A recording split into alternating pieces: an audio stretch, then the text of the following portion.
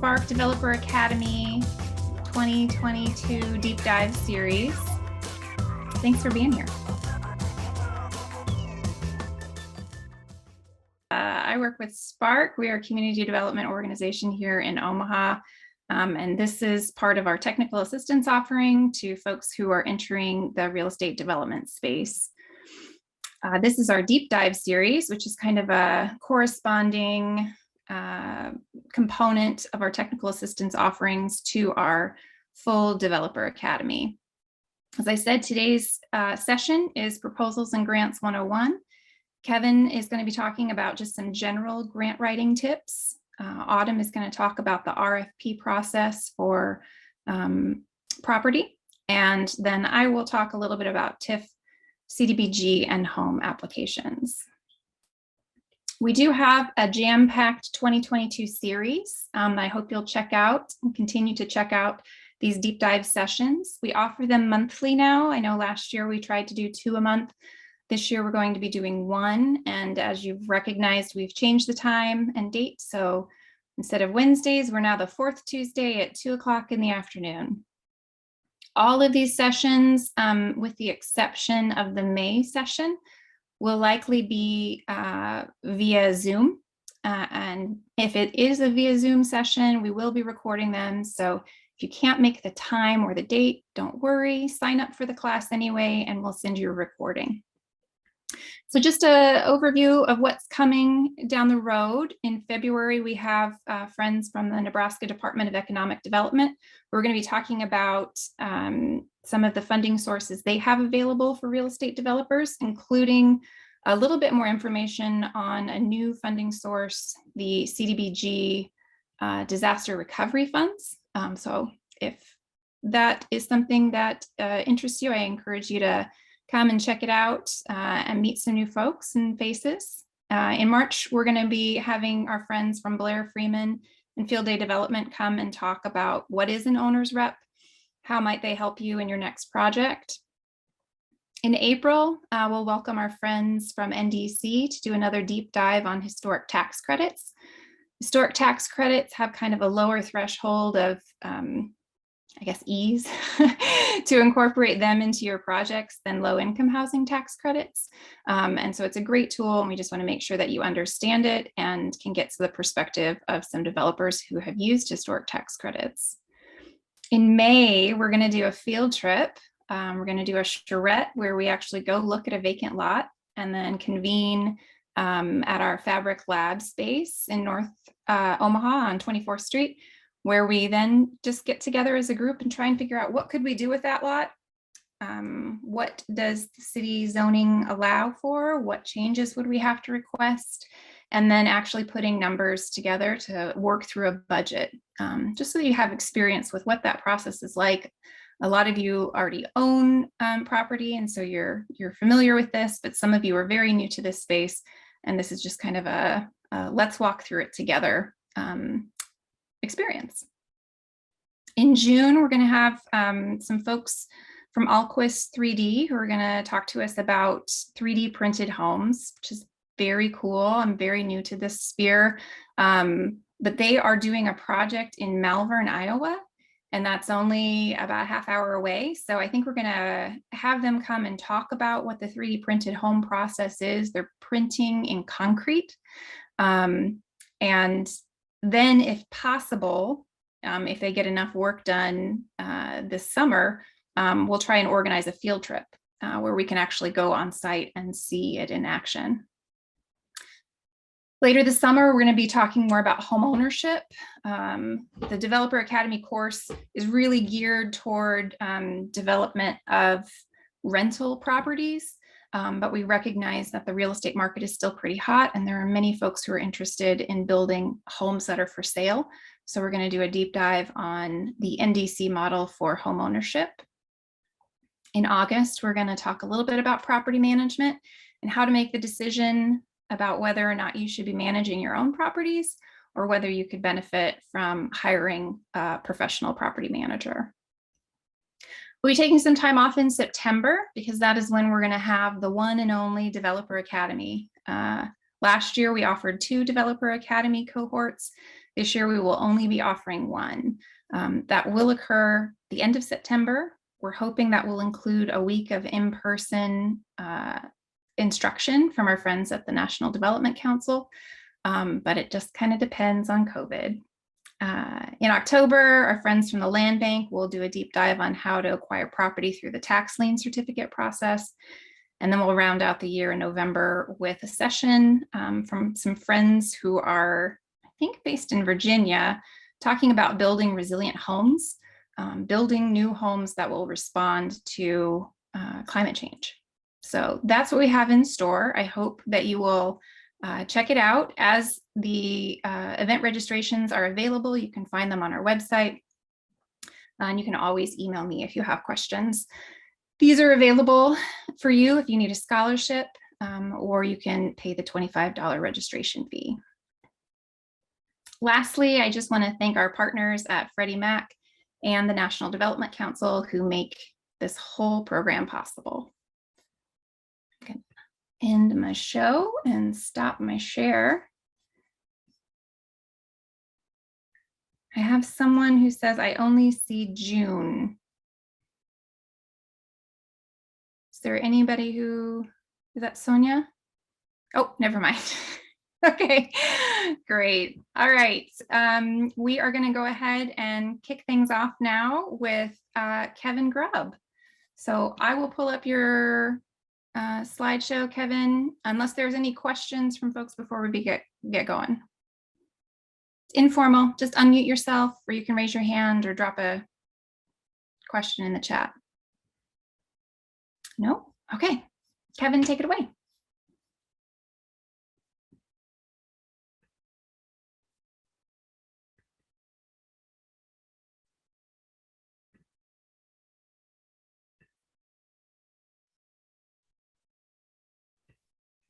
Hi, good afternoon, everybody. Thank you so much, Angela and Spark, for inviting me. Very honored to be here. My name is Kevin Grubb, as Angela said, and I have been writing or working in the grants world or program world for greater part of probably 15 years.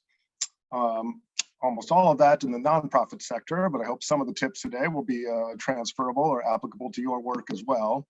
Some universal tips. I just have about a half hour to have a conversation with you guys, so I'm condensing all of my best tips into a short period of time. There's a much more exciting 3-hour presentation someday Angela and I will have. So I'm with the Grant Professionals Association. It's a national organization of grant writers or proposal writers for grants from across the country. I do freelance writing, and I also work with the consultant Vic Gutman and Associates. So I've been here in Omaha for about 5 years working on grants, and before that in Portland, Oregon, or around the globe working with international development agencies. So we'll flip to the next. All right. So to begin, I always tell all new grant writers, at least, to listen to their moms and not be shy and pick up the telephone and make that phone call, as difficult as it may be sometimes. Like, whether you are looking for state funding, city, federal funds, there is another human being on the other end of that line. And I know it can be intimidating, and you may not get through, and you may not get replies for a while, but you know, you find that once the conversation is started and you can get through, that especially here in a state like Nebraska, we are very fortunate to have agencies that are really wanting to help us, that are advocating for us, that are not as maybe overwhelmed as some of the larger states. The allocations of funds here in Nebraska are disproportionately high.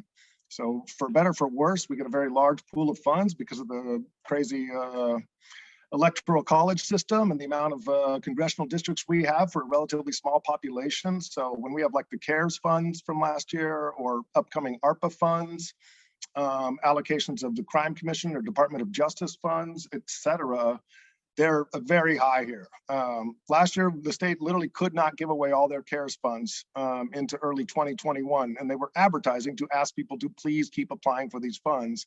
We can imagine that Pennsylvania and California, et cetera, did not have those issues, as their funds were spent or allocated or dispersed within the first couple of months. So back to the point of talking with people, we want, and the state want to continue to have those funds, and they do not ever want to have to not spend those funds and return those funds to DC. Therefore, again, we have an advocate and an ally at your state office, be it in the, well, in your case, maybe it's HUD, maybe it's, DHHS, but and and they want us to continue to, and they want us to be successful implementing these programs too, and to be good stewards of these funds and in compliance with the grants and grants management and reporting. So anyway, that's my spiel for just picking up the phone very first and foremost and making a relationship. Oh gosh, the USDA, for example, Department of Agriculture, has a rural development program every year on internet connectivity and telehealth options. And I mean, it's so much money, they can't get rid of it. And they are happy to have conversations. DED, I've had good conversations with many of you. Anyway, that's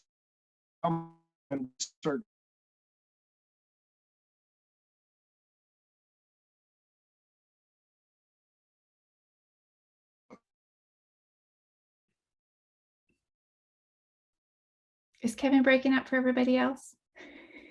Yes. Oh, there we go. Try again, Kevin. I think you froze up. Yeah, it's all right. Sorry, my of course today start having internet challenges. Maybe I should write a grant for. I need to write a grant for improved connectivity here. For your own house, right? Yes, yes. But the options out there, I receive, different lists. I'm on probably 40 different listservs for grant options. And I think what you want to think about also is the crossover and, non-genre elements of what housing or what all the different elements that you might be addressing with property and housing and community improvements. And it's interesting to see how often also like we can sort of stretch our real deep meaning why we're doing this and how it can fit into a funder's goals. So I have the joke there with the comic. It's an old joke with I'm a fiction writer in the grant proposal genre. Nobody's of course recommending that we lie or all. I just want us to always think creatively. And sometimes we get stuck because we're so focused on our work and our mission and our world that we sometimes forget to think about maybe, expanding and where those, how we can draw a broader picture of our work and the impact that we'd be having with acquisition or other services. So keep it simple is probably could be the #1 tip here for grant writers. Vocabulary, jargon, and acronyms are all to be avoided. That is business vocabulary. A lot of people say this #1 on the acronyms. You sometimes use it, like a newspaper will say it at the full word at the top with the full, and then the acronym in parentheses, and then use the acronym the rest of the time. But if you have a 7-page proposal, most readers are going to forget what that acronym means by the time they've read it the 3rd time. And then they're just, they read again hundreds of these applications, and a lot of them are doing this on a volunteer basis, especially if you're looking at federal state funds. So you want to make sure you can try and capture their attention by avoiding any of that sort of language that makes people's eyes glass over. They just don't tell them we said so, but on the grant side, we generally say to write for a 4th grade audience. So that is to say, like, again, keep it simple, and there's no point in trying to wow people with your great knowledge of, I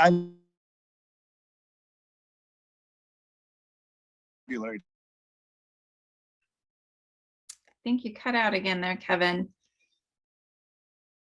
Maybe try and turn your camera off. Sometimes that helps me when I have bandwidth issues.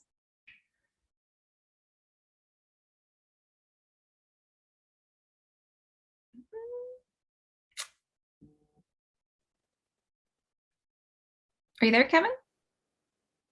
I am. Okay, we'll give it one more try. If you freeze up again, I can always finish up. Fun fact, Kevin and I have worked together for a while. Before coming to Spark, I was a grant writer for many, many years, and Kevin and I know each other from the Grant Professionals Association. So I feel like his top 10 grant writing tips match my own. So I think you were telling us about we were on jargon and acronyms.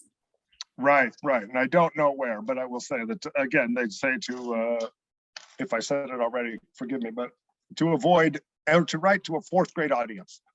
And that's where, and you want to avoid any type of those, especially industry jargon. And while you may be writing to a very industry specific donor, again, those readers might be volunteers from the community who don't have that same specialized background that you are assuming your readership to have. So it's hard to get out of there. And we'll talk about some of that in the next slide as well. But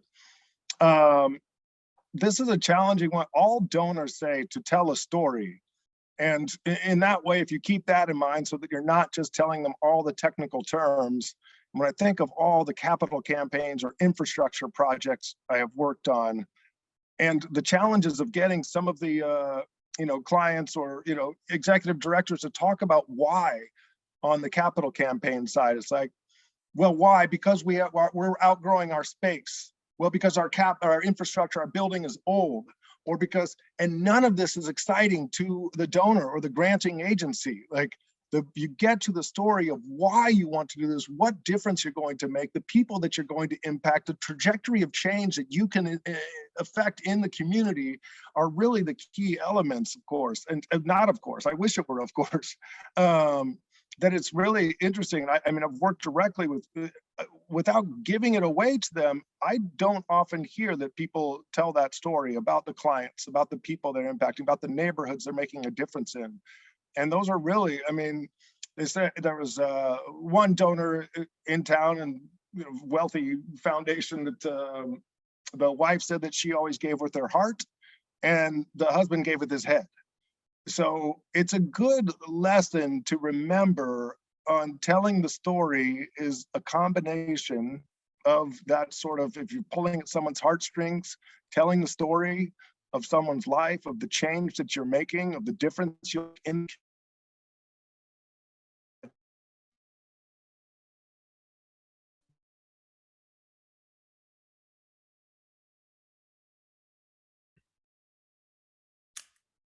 We lost you again, Kevin.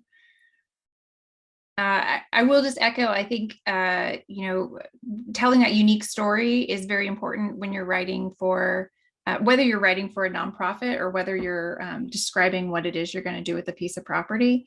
You don't have to go overboard, I think, in the real estate development space with how unique your project is. You kind of want your project to fit in with the neighborhood.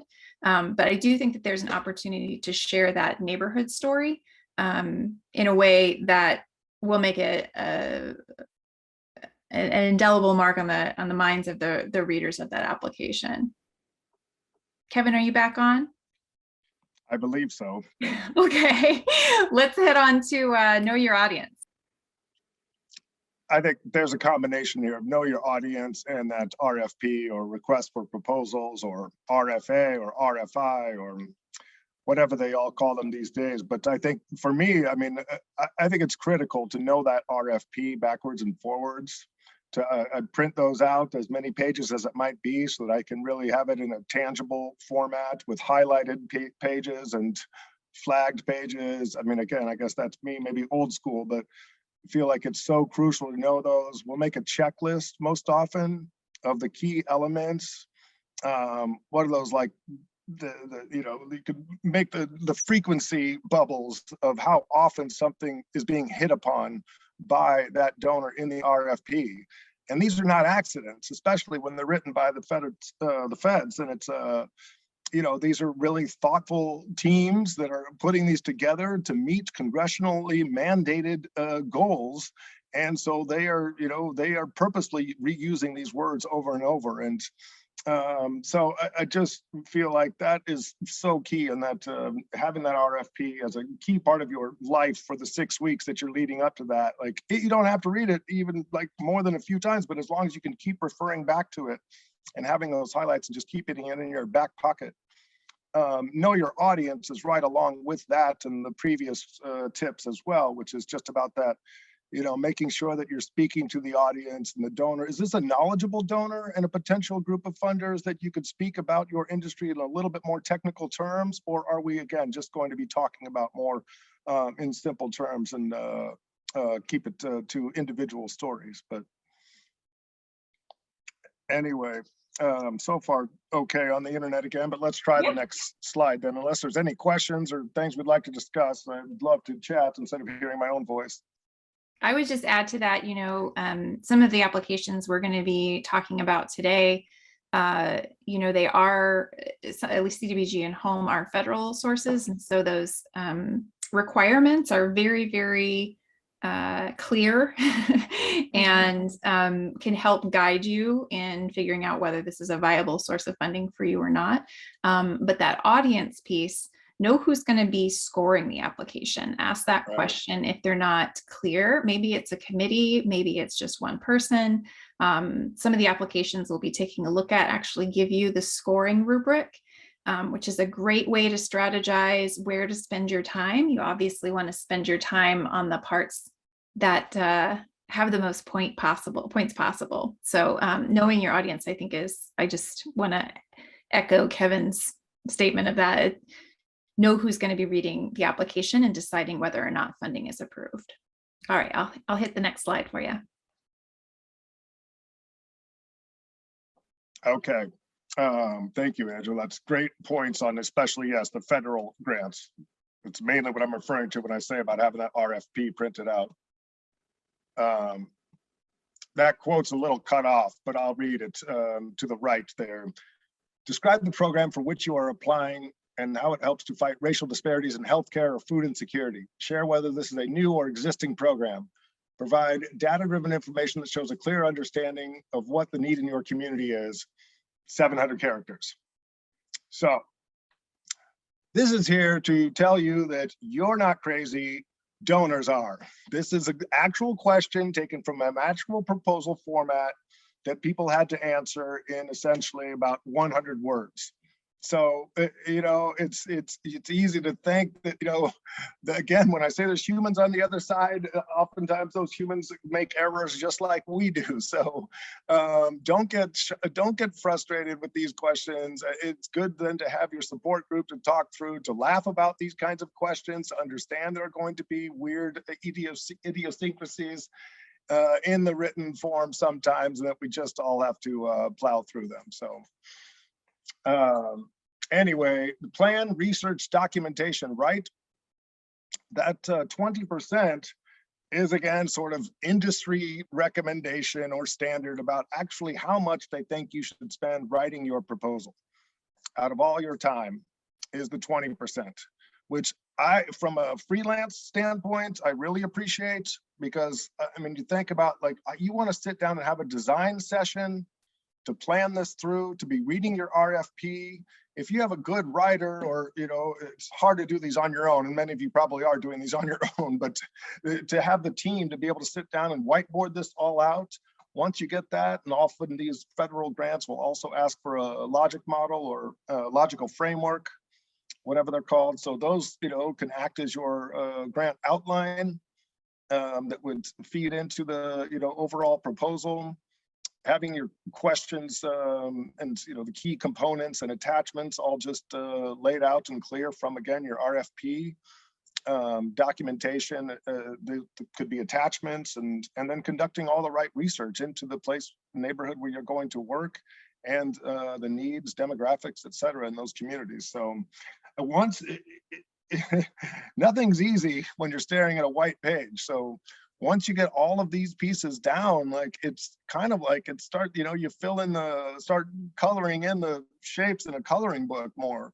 I know it's easier said than done, but I do think, like, don't ever think, oh my gosh, I got to start writing this. I got to write this. I got to write this. No, get your pieces in place first. So, and I just interject there. I know you're going to talk a little bit about hiring grant writers, which is fantastic, and you should do that if that is what you need to do. But know that grant writer, if they're good, is going to ask you to participate in that beginning part, because they're not able to write something if they don't have the source material to answer the questions. So while the writing itself is the 20%, and that's what you can hire someone to do, and they can assist you on the rest of the 80%, you'll be involved in the rest of that 80%. Yeah, great. Thank you, Angela. This first piece, some people and organizations with the time and the bandwidth, I realize, is always the most challenging component, but some have these already in place.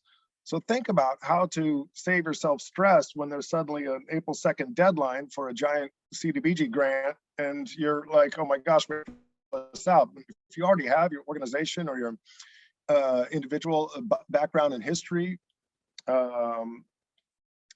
these core programs and services, these are certainly standardized throughout almost all grant processes and grant forms. So you've got these because you've written them down and refined them January 1st of this year, and say, great, now this is set for literally the next 18 months. I don't have to worry about that unless my program or my organization changes dramatically. The why and the who, again, the story, but knowing that neighborhood well, knowing the community well, knowing the people that you're working with well, and being able to capture those, and not just through boring, well, I don't want to say boring, but just through the demographics, but again, through stories and through the awareness and the knowledge of the communities, and show that your work is community driven and community based. Which is, I'd say major errors based upon my experience with the nonprofit community over many years, not knowing the communities well enough or being community driven. And then also seeing this more requested or required on behalf of donors to ask about how are you aware and embedded in your community? How are you representing your community, etc. And it's a good question to be asking. If your board is all white and your community you're serving is people of color, well, there's a major disconnect there, and I don't think the donor should have faith in that organization to implement the program properly. So those are questions that they're asking more distinctly and clearly in the last few years, even prior to 2020. So things like that. Sustainability, it's a challenging question all the time, but what resources, what plans, et cetera, it's more like your business plan and how you're going to sustain this program beyond the donor funds. They ask this question for a variety of reasons. One is which they want to make sure that their investment is well had, and that it will continue to last well beyond their initial maybe 1 year of a grant. Work plan, Gantt chart, timeline. You can have all of these like a activities list that you have listed out. You guys could probably do this off the top of your head on a quick piece of paper, and then just pick and choose which ones of those activities are most important, most applicable to the particular donor. So the initial, from the very first stage of scoping out land to the very final, housing availability for somebody to move in. So anyway, I just want to reiterate, I know it's challenging with time, but some of those pieces are so good to just have and be able to standardize those across donors. Angela, anything? Yeah, I would just say, for this makes a lot of sense for nonprofit organizations, but there is some applicability for folks who are their own private LLCs. They might not be approaching donors with this information, but your business plan is going to be standardized. The neighborhoods you're working in, that can be some canned narrative that you write in advance or hire a writer and use multiple times. There are components of these applications, regardless of whether you're a for-profit developer or a nonprofit developer, that you can use, like Kevin's suggesting, over multiple times and get more bang for your buck if you do end up hiring someone to write that section, because these do appear in multiple applications. And then I just want to applaud you for the whole community-based thing. I agree with you on that. And it's something that we stress in the Developer Academy. Really show whoever it is you're asking for money or property, whatever, that you have some knowledge about the community that you're working in. It gives you credibility. That's it. All right, great. Tying into that, some of that is what does success look like? And defining your outcomes. These are questions around evaluation, and outcomes. The ROI, is, I'd say, also more trendy among donors to find out in either a social investment or, of course, a monetary investment, what kind of return on investment are they getting in this? So even in the social services sphere, they're using terms like ROI to see what kind of bang for their buck they're getting. And how can you define and make that exciting for some of the donors or investors? The next one, we all grant side people have to admit we do not follow enough. But I just have an outside reviewer, especially for your first couple. I would say they can help you, determine about if your jargon is too technical.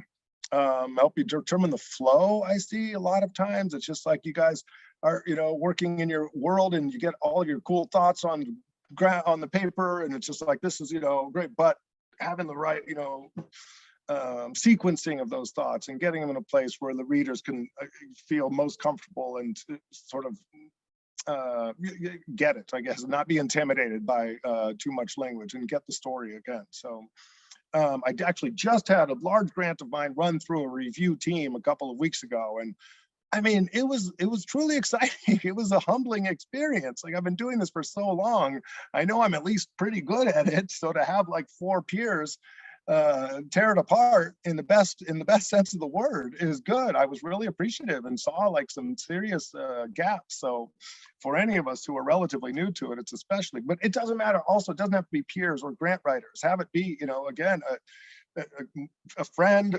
some type of colleague, but somebody perhaps outside of the world directly, at least early on, for sure. Last is take it seriously, but not too seriously. I mean, we want to be very, respectful of an RFP, of course, the demands, the requirements, all of those. But like, don't overthink the, writing in these. They're looking to fund organizations. They're not looking to fund people who are, writing perfect technical merits. This is an organization, a vision, of ROI, again, outcomes. What are we presenting to the reader? We want to present it well, but you see organizations, I've seen them all, like overthink things, spend weeks and weeks and weeks putting these together and stressing and fretting, and they put it in, they don't win the grant, or they win the same amount as the grant writer that spent 3 hours on something. It's not always the case, but I just don't, people get so overwhelmed or, again, intimidated sometimes by an 80-page RFP from the federal government with 42 attachments. Yeah, it's horrible. But you pare it down to those key questions, those key components, it ends up an 80-page RFP is actually only requiring you to have a 10-page narrative and a budget. That's great. All right, now we can start, and let's not take this too seriously. So anyway, those are my top 10. Angela, what do you got? I love it, especially that last one. I would add to that, on the nonprofit side, stressing how important relationships are, especially with local donors. The grant application will only take you so far. If you are an organization that they know nothing about, that they've never met, it's really slim chances that you're going to get funded until they know who you are, or know people on your board, have a general understanding, and have heard of you. On the for-profit developer side of things, there's a little bit of that too. If you're a brand new entity and you're seeking funding from the city, it's going to help if they know who you are and you've talked to them and familiarized them with your project through a pre-application meeting or attending a grant application training that they're offering. That knowing who you are can go a long way, and it also kind of feeds back into your first one. Pick up the phone and call them. Just as your job is to get money, their job is to get this money out the door. So you're not troubling them, you're making a connection, and you're both doing your job. So I love this list, Kevin. Thanks for paring down your 3-hour presentation to a manageable tight 30. Great. I did want to say, can you plug the Grant Professionals Association in case folks are interested in hiring a grant writer? Can you talk a little bit about that? Definitely. That bottom there is the email for the Grant Professionals Association of Nebraska. Very basic, GPA Nebraska at gmail.com. My personal email is next to it. You can write either of us, to look for any sort of support resources. We can always connect you to sort of outside grants. But I would, recommend if you're uncertain, I would recommend consulting with someone to start, just because I think looking at an RFP and again, taking away some of that initial concerns, again, the money is out there. That I was trying to find out the amount. Recently I saw an article, I could not find out on the amount of grant funds left on the table each year too. So that is out there for the taking, and we don't want our community to go without. So Well, anyway, that's it. Thank you again so much for taking the time. I really appreciate it. Yeah, thank you, Kevin. Before Kevin hops off, are there any questions specifically for Kevin and the material that he presented?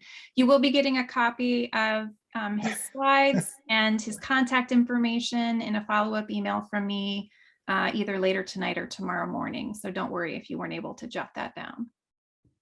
Just thank you. I'm in the middle of writing a grant right now, so just refresh and keeping those topics top of mind. Thank you. Winsley, thank you. I worked with Winsley before, and this guy's too smart for his own good. So the problem, consulting with somebody like Winsley is intimidating on my side. So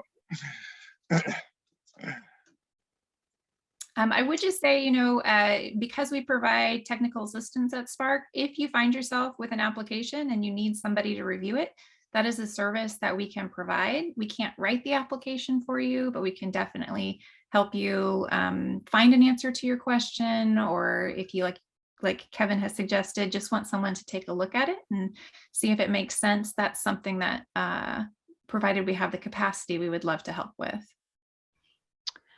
I have a quick question. yeah. Sonia.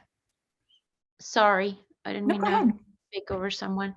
Where do you begin to find out where funds are at? I mean, where can we start? And you're specifically thinking for real estate development projects? Yes, ma'am. Yeah. I will say a majority of the local foundations are not in the business of providing grants to for-profit entities. So your grant pool is going to be smaller than a nonprofit housing development organization. So a lot of the traditional means that Kevin may be familiar with, and I don't know if you have any for-profit clients, Kevin, please chime in if I'm overstepping here, but a lot of the traditional philanthropy donations and grant applications are not going to be available to you.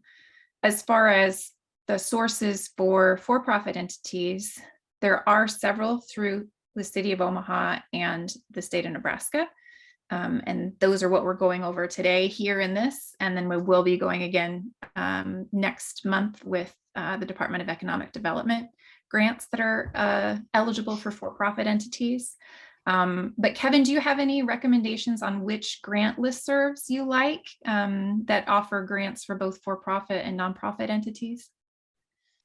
Short answer is no, Angela. So just not my bailiwick in terms of the for-profit or but I will say, just to touch upon one element, the other pieces that donors are looking for, some of that public-private partnership component more and more lately. So if you're in partnership or collaboration with some of the nonprofits doing all this incredible work out there, and they are able to you work together on the proposal, the grants money will go directly to them, but you could be the sub-grantee or working on different elements of the project with them as a consultant in property or housing, be it whatever. So I would say that kind of collaboration is important and helps to win some of these grants too.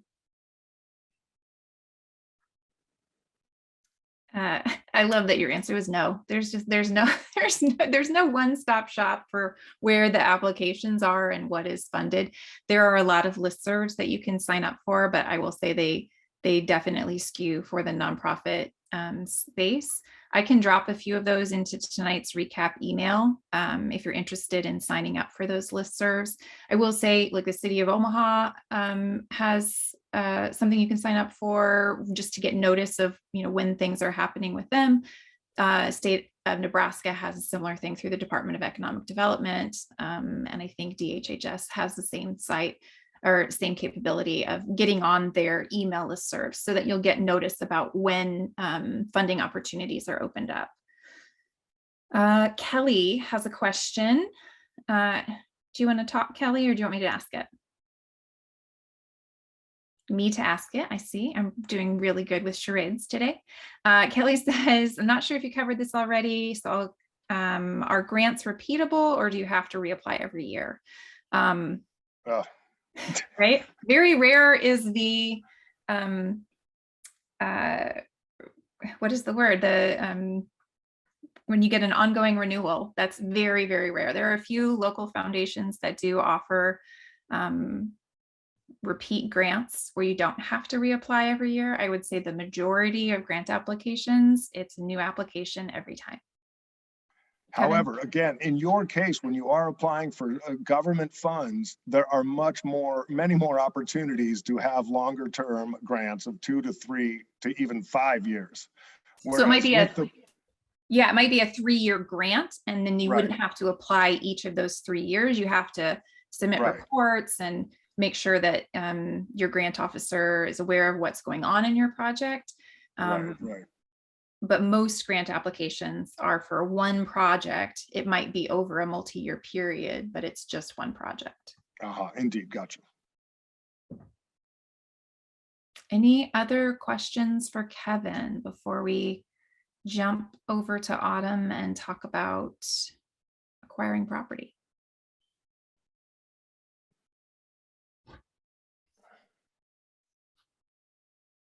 Thank you Alright. again. Sorry about the internet troubles, but thanks a ton. No, I'm still thank you. here if anything's needed at the end. All right, thanks so much, Kevin.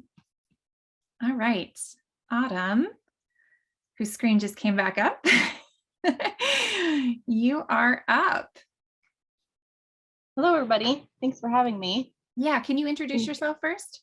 Yes, my name is Autumn Evans. I work for the City of Omaha in the Community Development section, Housing and Community Development section. And my role is to oversee city properties, work with buyers for dispositions, and on occasion, I'll acquire property.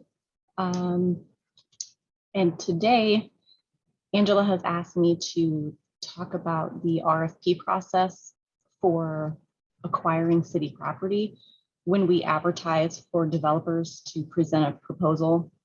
I've been in this position for about 3 years, and in 3 years, we've done 5 RFPs. So I wouldn't say I have as many years as Pat Evans or Bridget, who aren't on today. So I would be referring them a lot of questions, but I'll do my best to answer with the knowledge that I do have. And I hope that you all are able to gain some knowledge. And I do see a lot of familiar names and faces, so that's exciting. At least I know a little of who I'm speaking to. And then Angela, are you going to pop my presentation up, or would you like me to do it and then share my screen? Okay. If you would share your screen, that would be great. I just don't think I have the last slide you added. Okay, perfect. And Kevin did an excellent job on talking about the grant process and writing grants. In the little time that I've been in this position, I've seen applications. The proposals that are really well put together stand out like a sore thumb. You would be so surprised how many individuals or entities submit a proposal with essentially a 2-page letter with their vision. And we're like, what am I supposed to do with this, right? I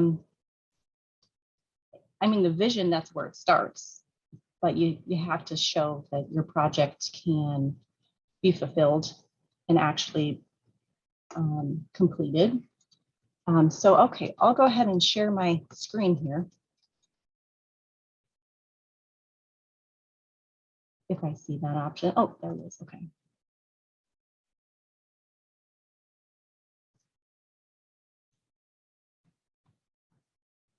Okay, can everybody see my screen?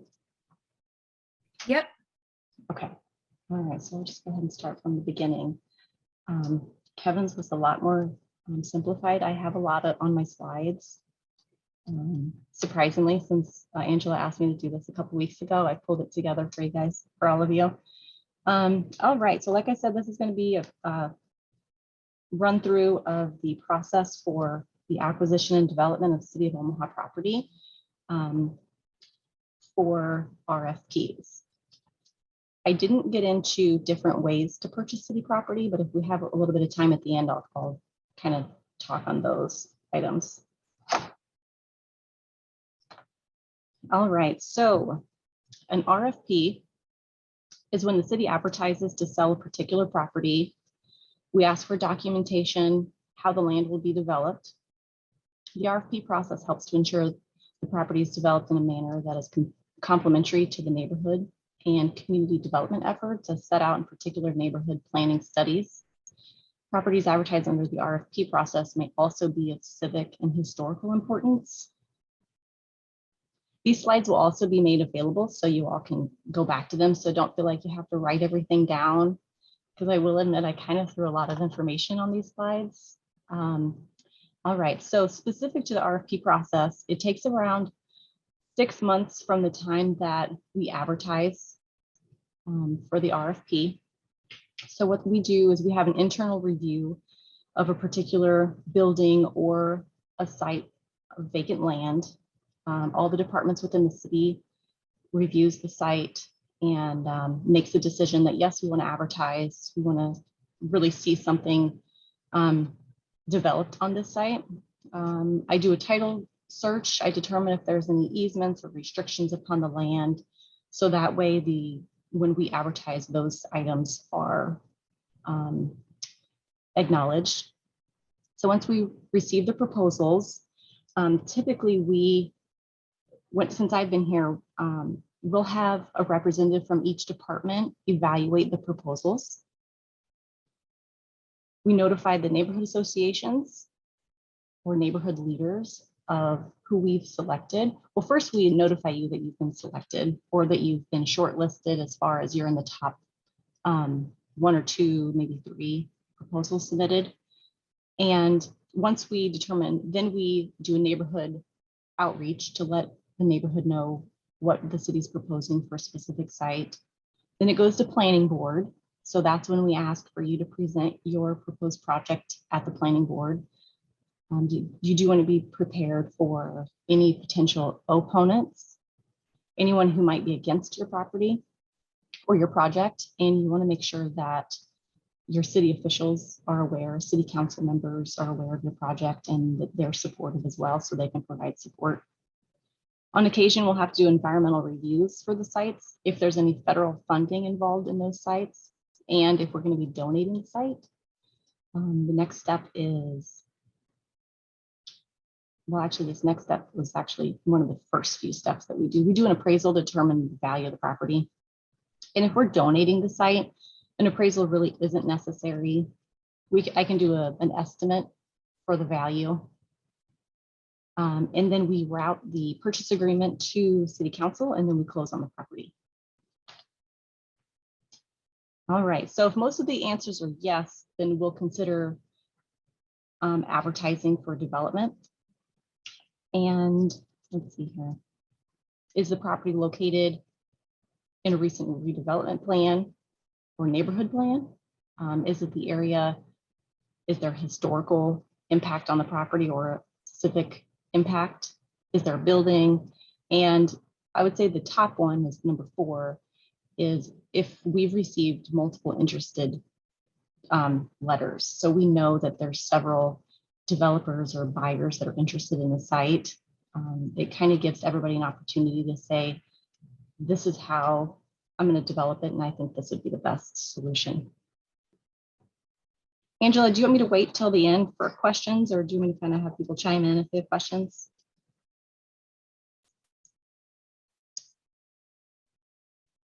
Okay, I don't hear Angela. Sorry, I had to. Oh, run that's into okay. I had to run into the door.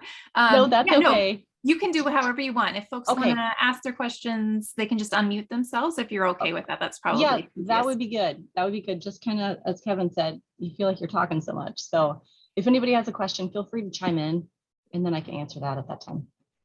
Hey, Autumn, this is Sonia. How are you? Hi, doing well. Thank you. What are you doing?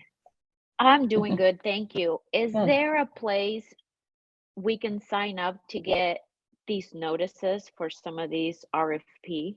Yes, absolutely. Send me an email. I'll have my email at the end. And I'll add you to our developer list. And anytime we Yay. advertise to sell a property, or we want to send our list out of maybe a list of properties, then I'll send those over. Thank you so much. So, yep, you're welcome. Okay, what makes a successful proposal? Kevin had so many great tips on there about a successful proposal. Number one would be provide information that's asked. With the RFP process, we don't have a 50-page document for you to go through. I think it's maybe like 5 to 7 pages. It's broken down by 4 categories, which I'll go to in the next. So it's not super overwhelming. Key information is crucial. Also, your proposed use must comply with the land use regulations, such as zoning, setbacks, impervious coverages, height requirements, various things, any sort of covenants, if there's any covenants in the area, building codes.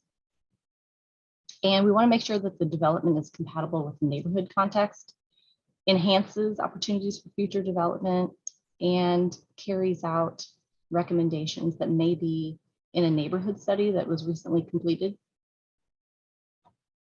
So our proposals are broken down by 4 areas. And I'm going to go through each area a little bit more specific. Number 1 would be the cover letter, no more than 1 page. This is where we just want the 1 page, indicating the name of the purchaser and a brief description of your project and how you're going to use the property.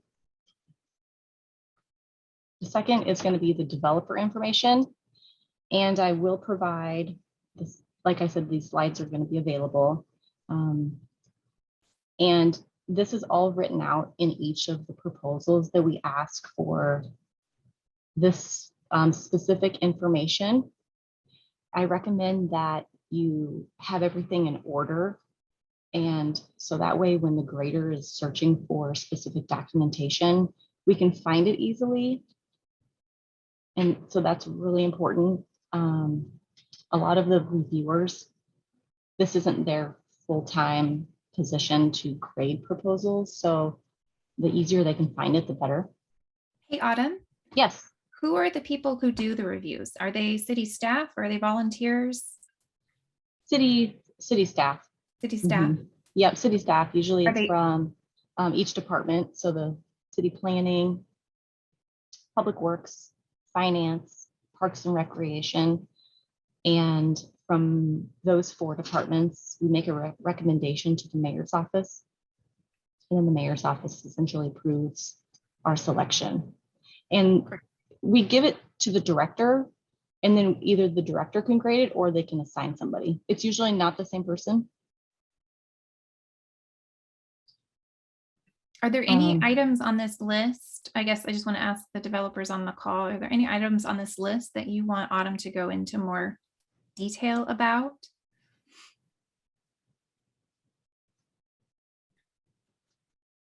I will say on number 3, we have received proposals where their entity hasn't yet been created because they wanted to create their entity in a name that represented the location.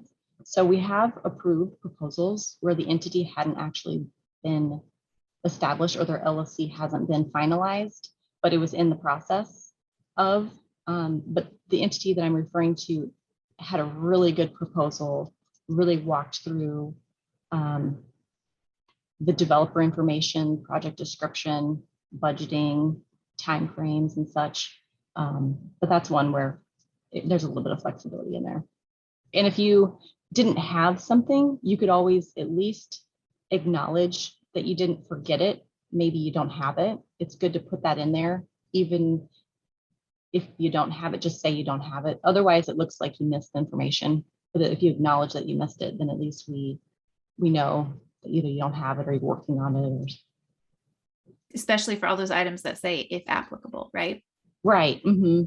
Yeah, because then you're searching through the proposals and you kind of get lost.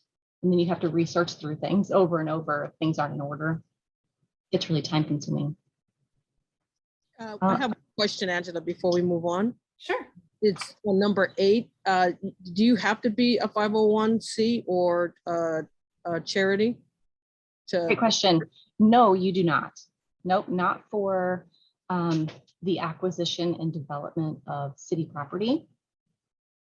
If your for-profit meets a specific business type that's identified in a neighborhood redevelopment plan, then we can justify selling or donating the property to you if you don't have a 501c3, as long as it's benefits the public.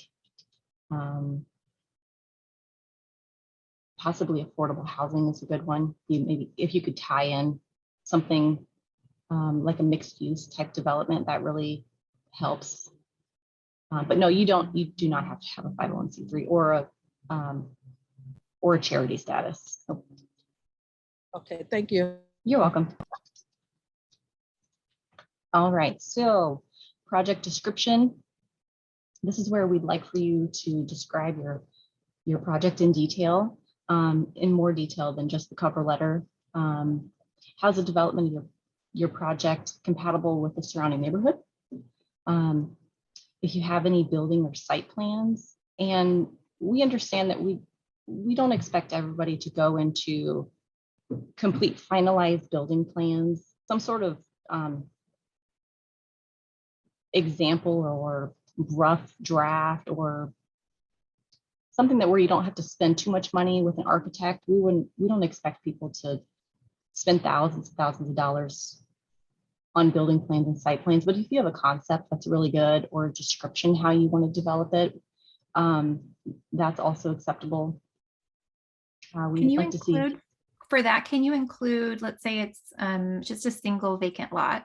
I'm not sure that you did an RFP for a single vacant lot, but if it was, if you had not new renderings from an architect, but a visual picture of just the kind of structure you want, even just from the internet, or Yeah. architectural plans, is that sufficient at this stage? Yeah, it would be. I think including the setbacks on there with the current zoning would be good. So to how make far sure back the building sits from the street? from the street, from the front, the side, and the rear. Okay. Just to make sure that that specific design would actually fit on that property. Yep, absolutely, that would be good. Construction timing and an estimated date of completion is good. The members of the project development team and what their tasks are. I've actually had a proposal where we had 4 members in the original proposal, and then later on, 2 of them dropped out. And so then we have to reevaluate those proposals based upon the team that's there to see if they can actually complete a project. We ask who's going to own the property, whether it's going to be in your name, a business name. If somebody else is going to own the property, who's going to manage the property, who's going to occupy the property. And then we ask for you to describe your experience. Have you done this type of project before? Or have any of the members done this type of project before? Or are you hiring specific professionals in each of the categories, such as construction or design, business plan development? Let's see here. Real quick, Autumn, Yes. regarding the time frame question, Mhm. are RFPs bound by you, like you have to pick the project that's going to be done the quickest, or like is there any time limitation, like it has to be done within 24 months, or would that be in the RFP if there is a limitation? Yeah, we'll put it in the specific RFP. Each site is different. But if somebody has a very well put together project with a really good team and they're going to take longer, we would probably select them versus somebody else who claims that they're going to finish it sooner, but didn't show enough documentation that they can actually complete it. To be honest and realistic.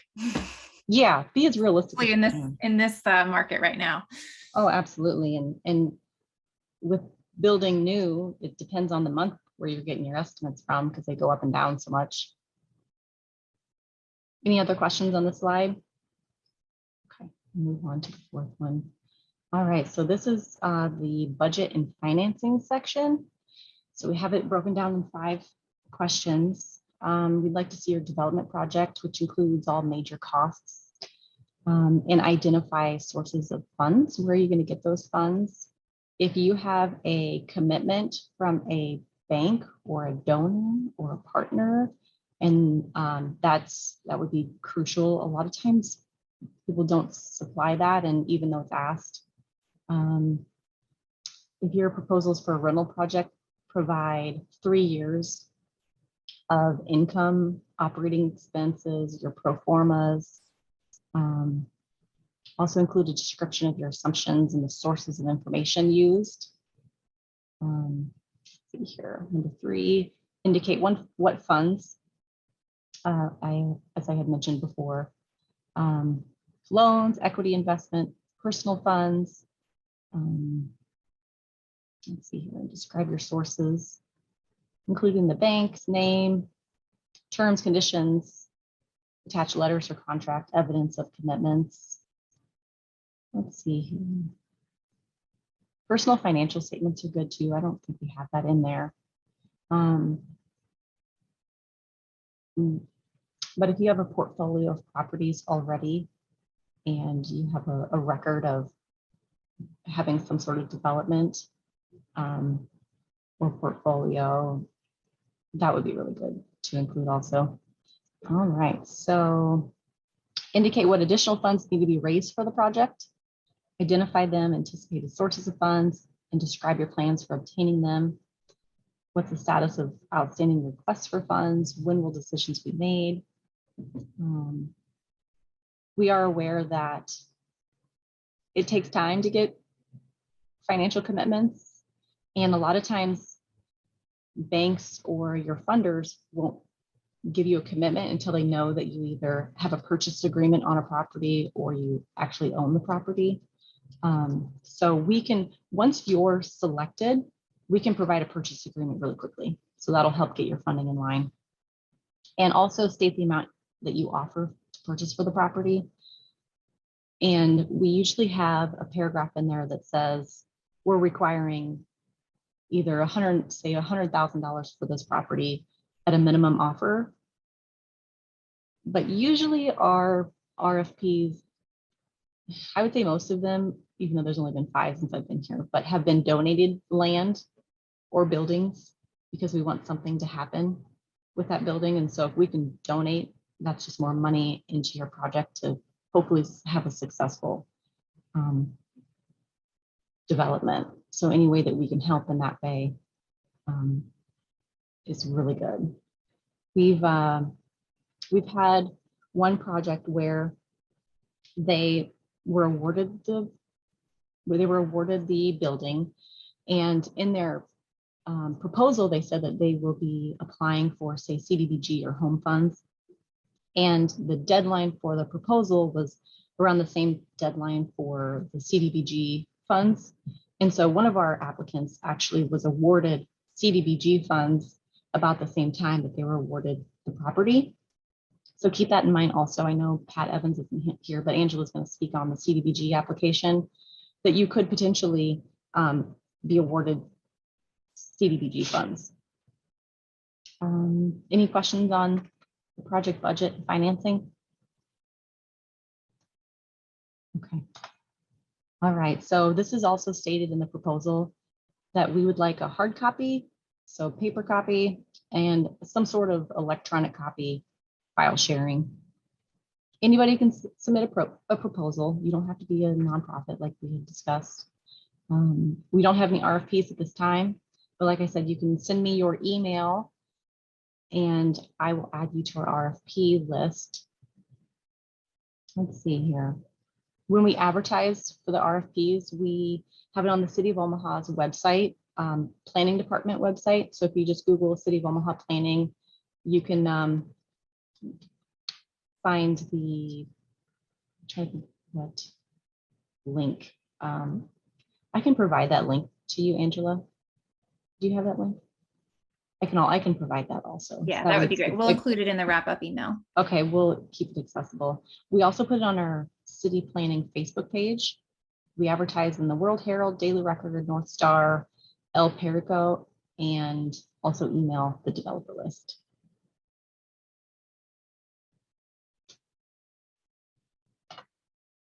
All right, just have a few more slides here.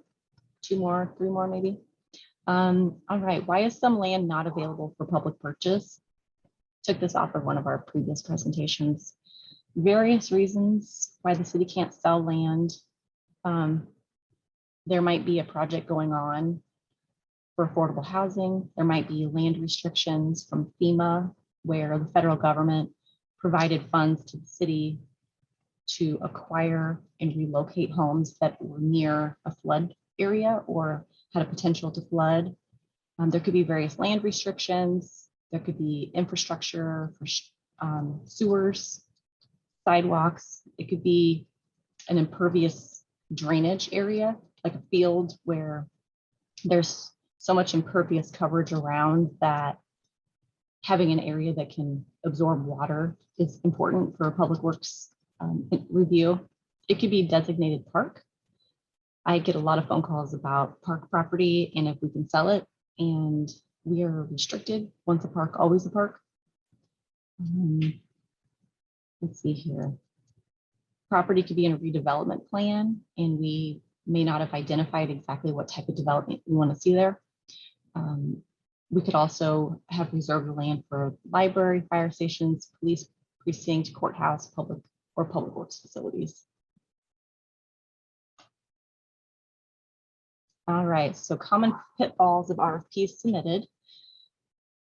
The proposal did not provide enough information. Members from the original developer team drop out of the project. Financial commitments aren't provided. And opponents, as I mentioned before, we have planning board and then we have city council. And I have sold about 300 properties in the past 3 years. And I'd say I've had about 10 opponents come to the stand and say that they want to purchase the property. Or just complain about your project or you personally. So community outreach is really important if you have a project, as Angela said. What happened in those cases? You know, it's kind of everybody's worst nightmare that there's somebody that they were trying to get a hold of and they just couldn't connect with them, and then they show up at planning board or city council. Does that sink a project? Oh yeah. Yeah. Or it postpones it.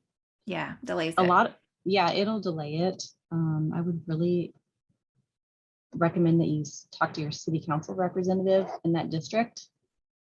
Because if your city council member doesn't know, or I don't know, just for various reasons,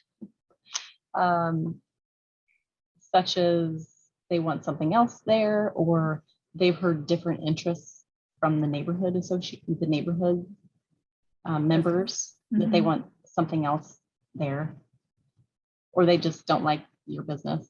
That could be another one. Or you, could be personal. It could be very personal. Let's hope not. Let's just hope not. We just hope for the best. So that's just a quick list that I created from some pitfalls that I've seen. And that's the end of my presentation. I have my email there. That's my direct extension. And I just wanted to clarify, I know you said this at the top, Autumn, and maybe you can very quickly, I know we're getting tight on time here, but that is for an RFP. And that is when there are multiple parties that are interested in a property. And you've said you've done 5 of those in the last 3 years. but you Mhm. help dispose of more than 300 properties. So the vast majority of properties that are available from the city don't have to go through the RFP process. What is the process for folks who are not interested in a property that's up for RFP, but are just interested in a lot that maybe they would be able to purchase outright? Sure, I had that in my slide. I cut it out. I'm because I sorry. realized that's okay because I didn't want to take up too much time and I had so much information on my slides already. I know. That's okay. Or maybe what's the first step? Let's just The leave it first at step that. is just to call me. Call me directly. If you have a site that you know that the city owns, just give me a call. I can look into the title. I can see why we own it. A lot of times I've put notes on the properties of why we have it or whether it's available. It could be available or on hold for a specific developer or on hold because it's in a specific neighborhood. But just give me a call. We can work through the process. It's a similar process. You still have to go to planning board and city council, and I still have to send it to all of the departments for review. And a lot of those documents that you need for an RFP, you'll still need, right? Yes and no. It's a lot less. Oh, very much so. It's not going through no, you don't even. It's not a formal proposal, but you'll still No. need to see what's going to be built there, what the setbacks are. Some of those things are A lot of still required. times, if somebody says they're going to build a single family home, we don't require those plans.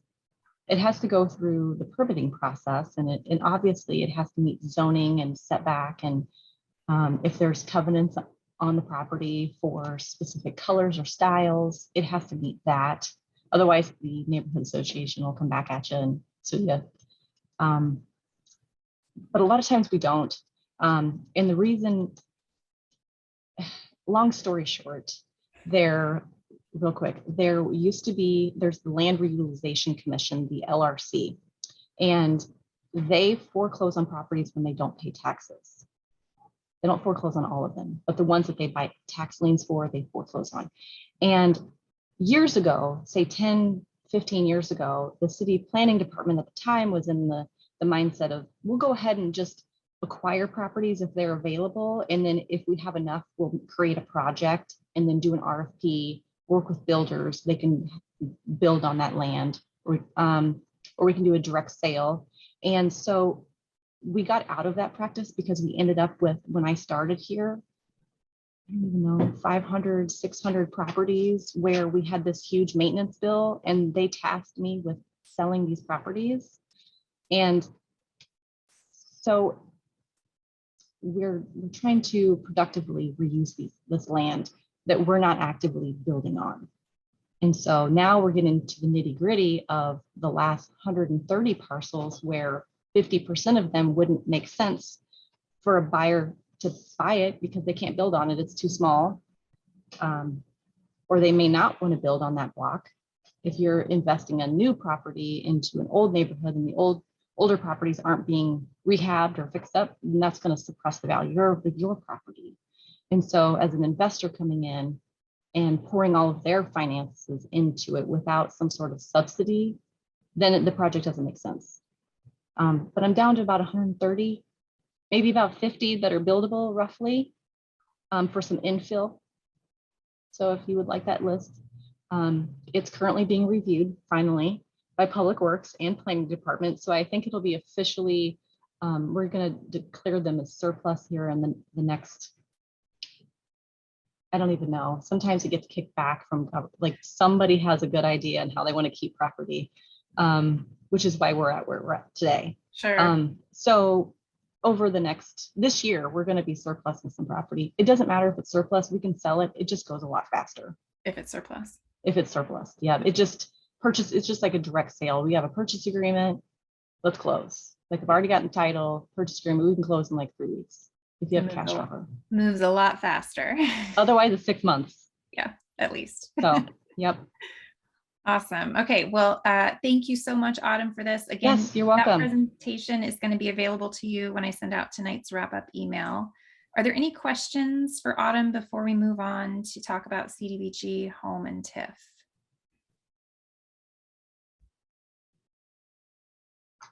All right. Thank you so much, Autumn. If you need You're to hop welcome. off, you feel free to do so. I'm gonna stay on so I can learn. Okay. So Okay. you can always have an opportunity to learn. So That's great. You can also correct me if I'm saying something wrong. I'm sure you're gonna get it spot on. So I'm not an expert at what you're gonna talk about. So you'll Well, probably, neither am I. Full Okay. disclosure, everyone. I'm not an okay, expert well, on this if either. I'll do what I can. Okay, sounds Thank good. you, everybody. Can I get a question really quick in? Sorry. Oh, sure. Go ahead, Jose. Yes. Yeah, this is Jose Peña. I'm an Jose. investor here in the city of Omaha. Adam, quick question on the properties that get sent out for RFP. Those are sent out to developers. But is there another source where we can find all of the property owned by the city of Omaha that could be up for grabs? Yes, I'm gonna attach my email here and just, yeah, that's my email. Just wanna make sure I didn't put my personal one in there. Either way, I would have got it. Yes, just send me a quick email. I'll send you this tentative list, And it's a spreadsheet. the spreadsheet. Okay. I've kind of evaluated each site. I put the lot size, the zoning, whether I think it would make more sense for the neighbor to acquire this. I would like to donate it to the neighbor, because why would a neighbor want to pay taxes on a side lot when they're probably using the side lot anyways? Yeah, just send me an email and I'll give you the list. Yeah, Will it's not something, I mean, you can hunt and peck through Dogis and see who owns the property. But we don't have a very easy map of that surplus property yet. If Okay. you go to Dogis and you type in City of Omaha properties, it will give you a list of, I don't even know how many. There's so many properties. I don't oversee all of the city properties, but if the planning department acquired it at one given time, then I for sure know that we own that property. There's a lot of properties that we've annexed that it's a surprise to me that Public Works purchased it and I don't know about it, which is fine because Public Works has their own means of maintaining property through the Parks and Rec department. But the list that I have is a list that we've evaluated and it's currently under review that there's high potential that we would like to sell the property. And I do have some properties on there that are buildable, that you could easily put a single family residence, and some of them are zoned R7 to where you could potentially do a higher density project and potentially rezone the property also if you were looking for like an R8, but I don't think we have many larger sites for like apartment complexes. I think a duplex or fourplex would probably be max. Okay. And we have a question. If we're looking for a specific area, should we include that information in our email to you? Yes, and then I can Narrow it kind of down. search and I can act as a broker and help you search for some properties. I am a real estate broker, but I know you are. yeah, but I just salaried up. Here I am. City of Omaha. It's got a heck of a deal. So We're glad you're at the city. Autumn is so helpful to the developers from our Developer Academy. Thank you again for your time today. I'm going to cut it so that we can start talking about these last 3 applications and still get out of here by 4 o'clock. Thanks again, Autumn. you're welcome. Thanks. All right, I'm going to share my screen and we're going to get started. When I do share my screen, I'm going to lose the ability to see if you have a comment in the chat though. So please just unmute yourself and ask your questions. Because like I said, I lose a little bit of functionality when I'm leading the presentation.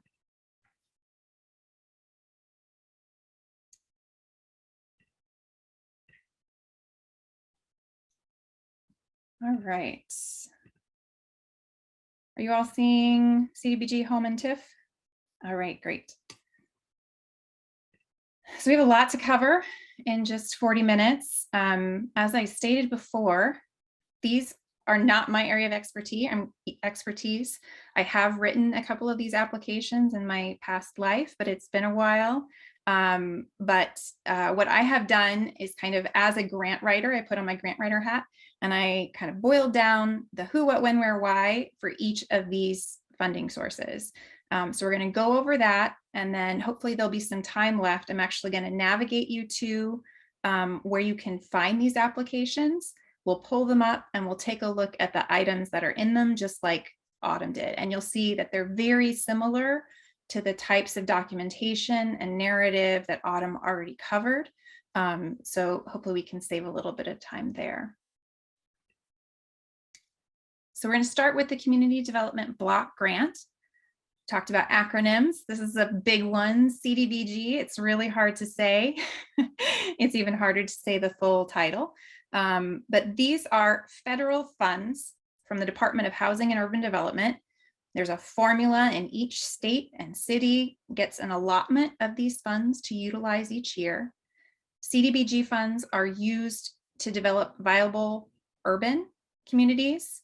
So this is a City of Omaha process. There is CDBG funding for the state of Nebraska, but the Omaha money is allocated by the City of Omaha Department of Planning to provide a suitable living environment, to expand economic opportunities, and to serve low and moderate income persons. And we're going to talk about what they mean by low and moderate income in just a minute. But that's kind of a general overview. If your project serves that purpose, there's a good chance you might be eligible. So the basics. First, the who.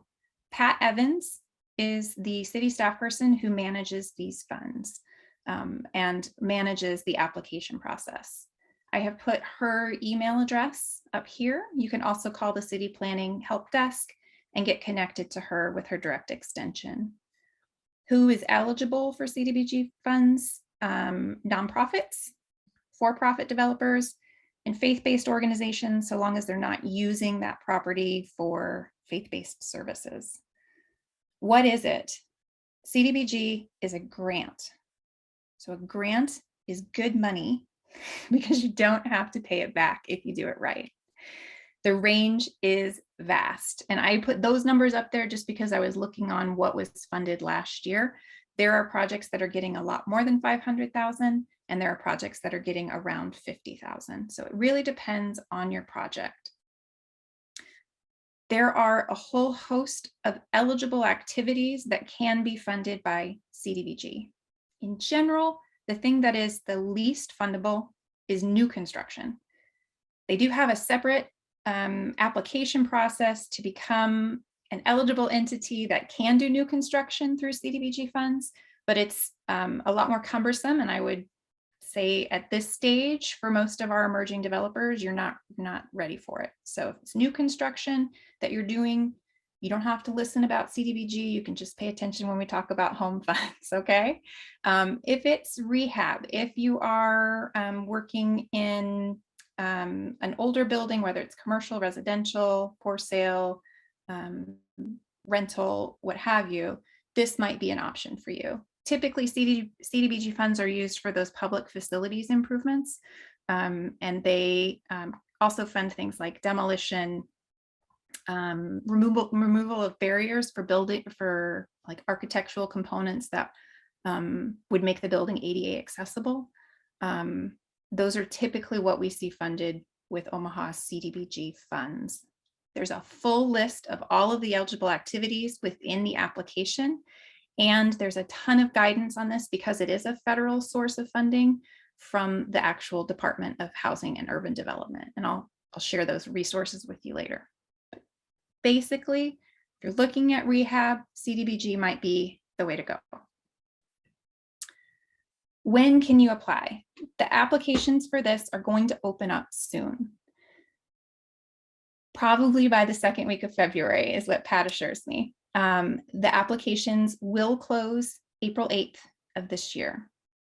But what you need to understand is that this funding cycle that's happening in 2022 is for funding that will be awarded for 2023. We all know that real estate is a slow game. It's a long game, and this requires a lot of planning. So if you're looking for funds for this year, CDBG is not it. If you're looking for funds in the future, you can be putting together a CDBG application for projects that you're going to be working on in 2023 and beyond. The application is at this link, and like I said, we're going to go to it at the end of my PowerPoint presentation and actually walk through it. Where is funded with the City of Omaha CDBG applications? If you're in the City of Omaha, it's a good place to start.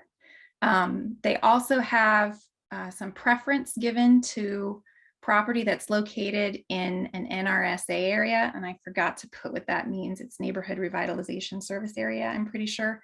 But the city sets this based on HUD guidance, and that map is typically in the application. So you can see if your project site is in one of those NRSA areas. Those are typically more distressed areas of town, disinvested areas of town, North and South Omaha, but the geography is broader than that. Hey, Angela, I have a quick Yeah. question. Sure. You said if you apply for the grant, it's for the following year. Yes. What if you do have an idea what you're going to be working on, but you don't have a specific project? Can you still apply? I mean, working backwards is not a problem. If I have the money, I'll find it. I would say that's going to be harder to get funded. Okay. Yeah, that's what I thought. Just being honest, I can't say that it hasn't happened. And that's a question for Pat 100%. Autumn, I don't know if you Okay. have any ideas on this, but just based on the application and the questions that are contained within the application, they are very site specific.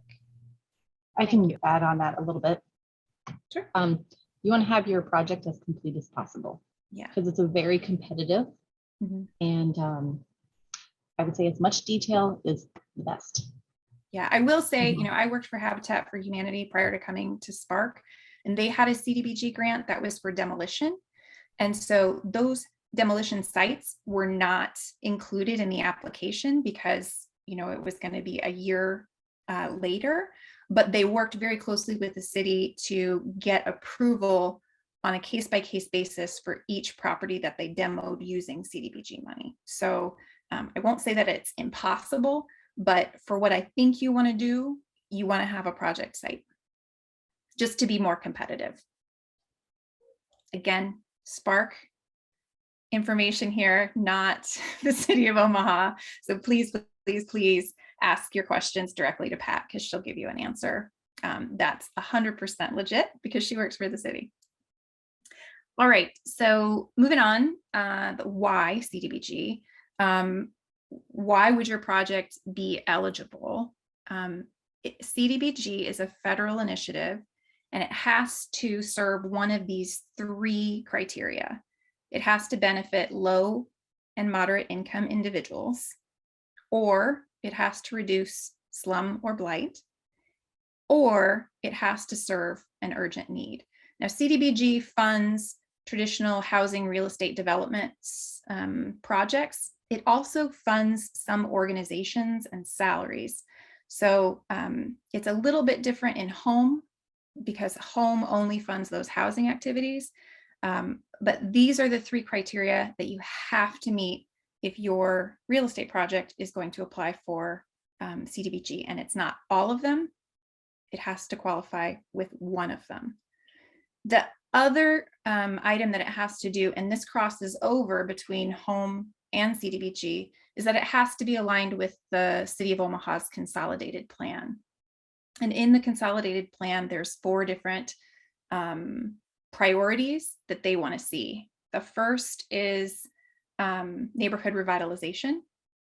The second is affordable housing. The third is addressing homelessness. And the fourth is addressing non-homeless persons with special needs. It's pretty easy to fit into one of those categories, given that most of you are using this funding to develop housing, just from who I see here on the screen. But there's a link to the consolidated plan where you can read about each of those priorities.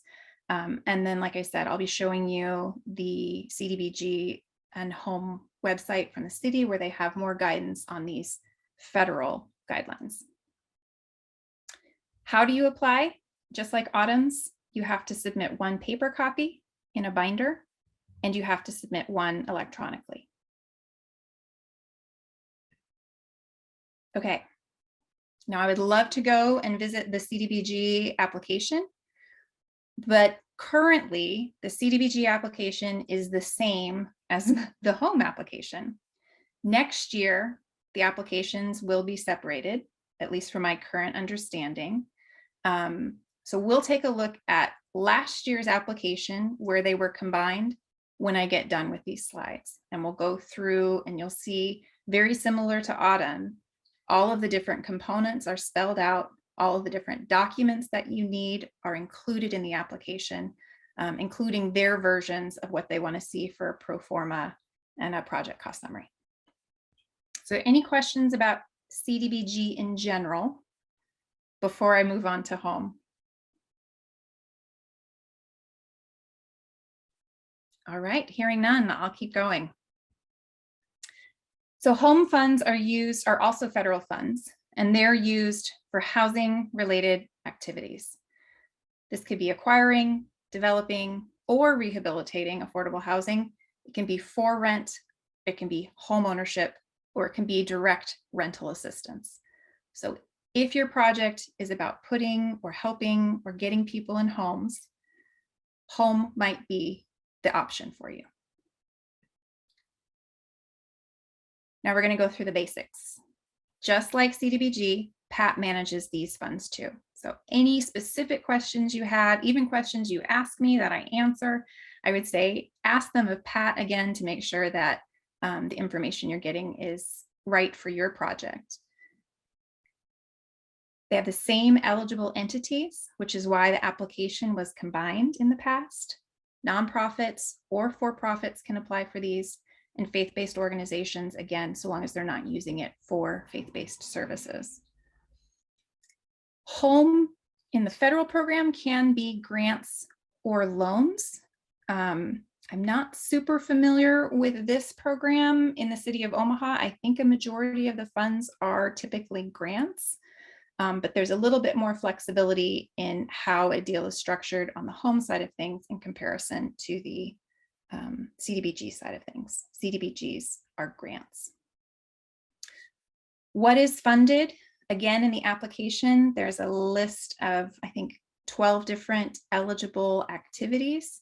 I've put some of them here on this slide. Again, the big difference is new construction. If your project is new construction of a home, you've got a vacant lot, you're putting lumber and concrete on it, and you're building a home from scratch. Home would be the source that you would want to try for instead of CDBG. You'll see here, because there's down payment assistance and closing cost assistance and tenant-based rental assistance, we also see a lot of nonprofits applying for these, nonprofit housing organizations that are trying to help get people into homes as well.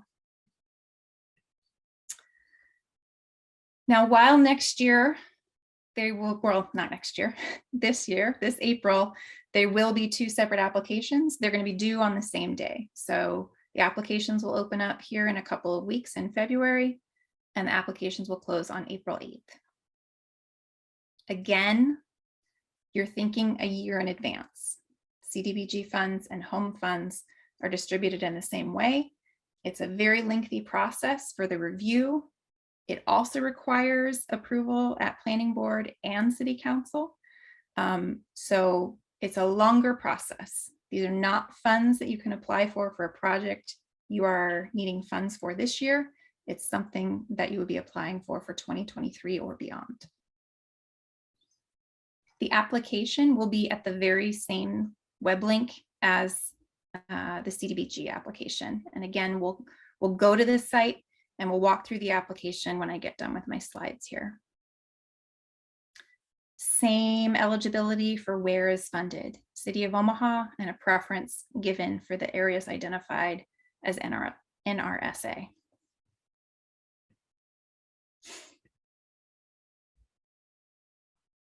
I'm realizing that I skipped over the AMI stuff for CDBG. So we're going to talk about home first, and then I'll go back, because CDBG was low income or moderate income. Home has a different income level. So the projects must align with the consolidated plan, just like CDBG, but it has to benefit households that are earning 80% of the area median income.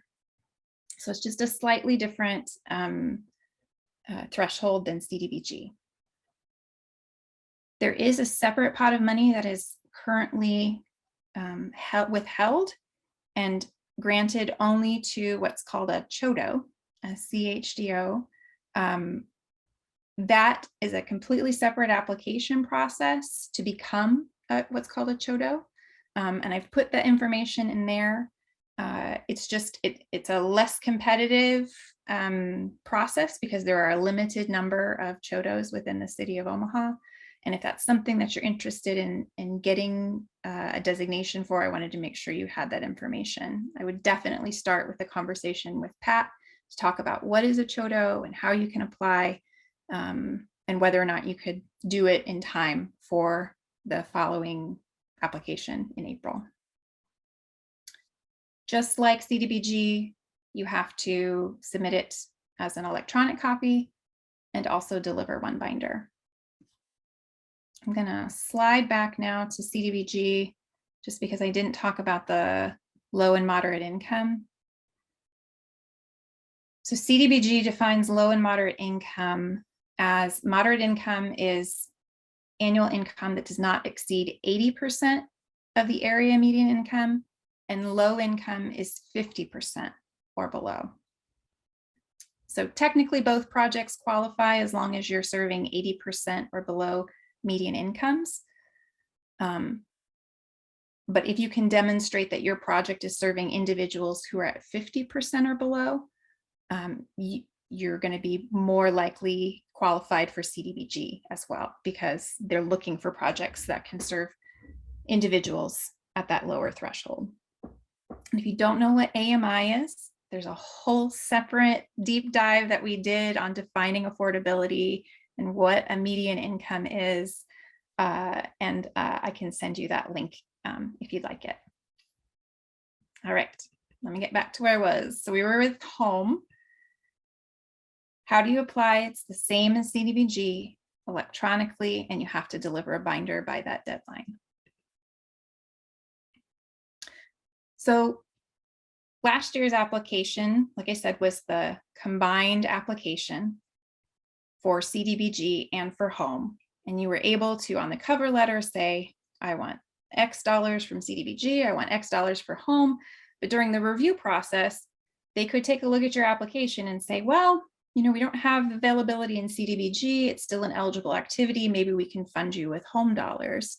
And I believe that they can still do that. But Pat gave me a heads up that there will be separate applications this year. And I think that's a great question for her as these applications are released. If you're applying for home funds and you use the home fund application, is there any possibility that you might be awarded CDBG funds, so long as your eligible activities translate across programs? But they do have the same application cycle, and they do have the same deadline and requirements for submission. They are very different programs with different allowable activities and different objectives. So even though the applications are due on the same date, and in the past they have shared an application, they are different programs. And so if you want to better understand the nuances between them, when we get to the city's CDBG and home webpage, there's some great additional PowerPoints that talk about the very fine-tuned details about the distinctions between the programs. And then what I have here, so I'm going to take you to the website for CDBG and home, and then we're actually going to click on last year's application. The application that's due in April is not yet released, but it is coming within the first couple of weeks of February. Oh gosh, there's a lot in the chat here. Angela, I had a question. Is there a typical percentage of a project that home would pay for? I do not have that answer for you. That would be a question for Pat. Okay. I don't think anything is typical, but I would say the more diverse funding you have in any given scenario, whether you're talking to a bank or a CDFI or a grant source, the better. Angela, real quick, Sure. the little bit of knowledge that I have about this from working with Pat, CDBG and home are more like a gap financing. It's kind of like to complete your project, not Yep. as a major source of funding. So probably on the lower percentage.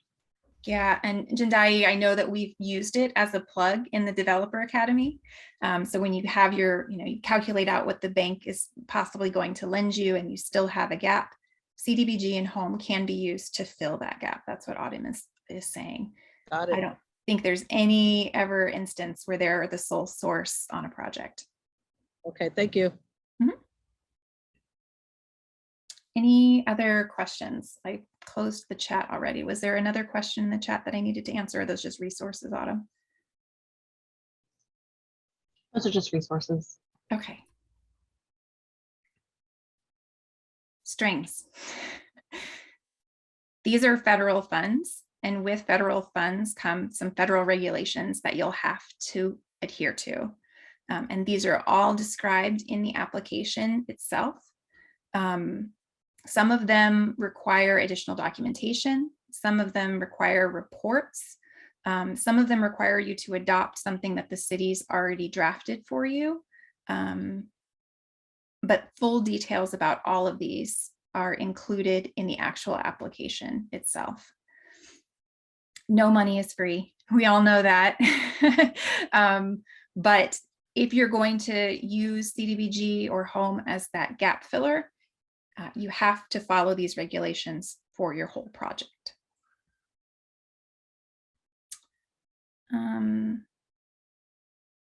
The last slide I have about CDBG and home gives you a link to what was funded in 2021 for work in 2022.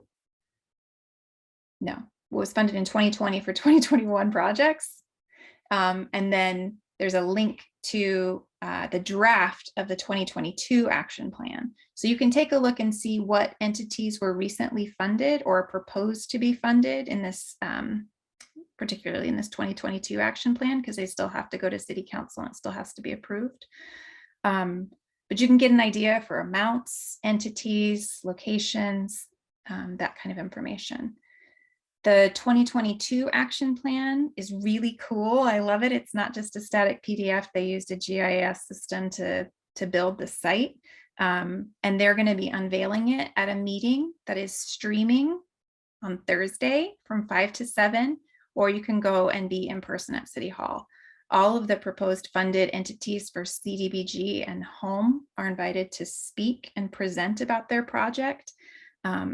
And just like what Autumn said with something going through city council, this is where it's really important to have done your homework and got the engagement of your city councilman and your city council person and your neighbors, so that you don't have folks who are showing up to dispute your proposed grant award. All right. I have 13 minutes to get through TIF. Bridget would be so disappointed in me. But I do want to make sure that I at least have time to drive you to the websites so that you can dig into the application. So if there aren't any other questions, I'm going to move forward and present about TIF, and then I'll show you those links to the city's website where you can look through the applications for all three of these programs at your leisure. All right. Hearing none, let's talk about TIF. TIF stands for tax increment financing. Those of you who've been through the Developer Academy know a little bit about this. TIF is a financing tool. So it's very different than CDBG and home in that it's not grant money, it's a loan. And it's eligible for redevelopment projects that are in qualified areas called community redevelopment areas. Those are typically older parts of the city. There is a GIS layer you can add that shows you what those CRA locations are to see if your project site is within one. All right, here's the basics for you. Bridget administers this program. Bridget is a huge champion of the Developer Academy and was instrumental in its creation. So she is a very friendly phone call. Not that Bridget or not that Pat and Autumn aren't, just that Bridget none of this would be here without Bridget. She's the one who kind of helped us create this Developer Academy. So if you have a question about TIF, Bridget is more than happy to answer it. Both nonprofits and for-profits are eligible for TIF. Again, it's a loan that's based and calculated for you based on the anticipated increase in property tax over 15 years. And we're going to talk a little bit about entry-level TIF and what I call super TIF in a couple of slides, but typically it's a 15-year period. These public improvements have to be within those CRA designated areas. Like I said, you can look for them on the GIS mapping system. And if you're doing residential projects, they have to meet a minimum size. So if you're doing residential units, it has to be 4 units or more. And if you're doing, if they're contiguous, so that they're lots right next to each other, or a lot that's going to be broken up for 4 units. And then if it's non-contiguous units, meaning they're not touching each other, it has to be 10 or more units.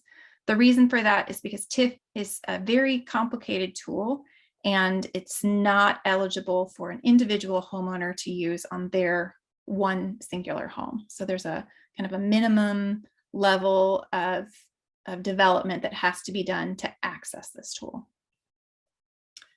This is an illustration that Bridget shares all the time, and it's on the website, just kind of helping you to visualize how they calculate out what your potential TIF amount is. So if you have a piece of property and the value is here when you start, maybe it's because there is no building on it, or the building is abandoned or dilapidated, you're going to do construction and the property value will increase because of that. What TIF calculates out is that change over time of the property value, or the property taxes that are assessed to that property. And they give you an advance on that in the form of a loan. So CDBG and home can be used. You can use that gap amount that you have to help you calculate how much you're asking for. TIF, it's going to be determined based on your property and the estimated increase in value. So there's less guesswork to be involved, and there's more calculations where Bridget and her team are involved in helping you figure out what that value is going to be. When can you apply for TIF? Unlike CDBG and home, this is an ongoing application cycle.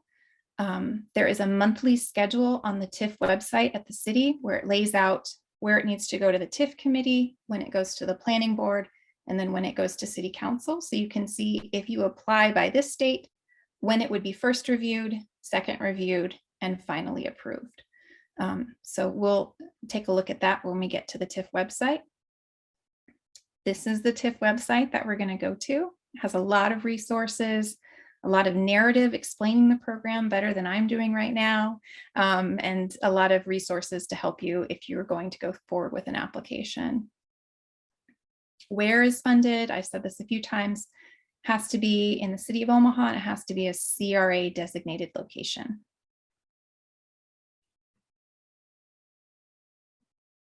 TIF is really meant to help spur investment in areas. And it's typically used to help spur investment in multi-spheres, so not just housing. It's hoping to get investment to, like Bridget always talks about, using TIF to help develop Exarban Village. That's a mix of residential and commercial and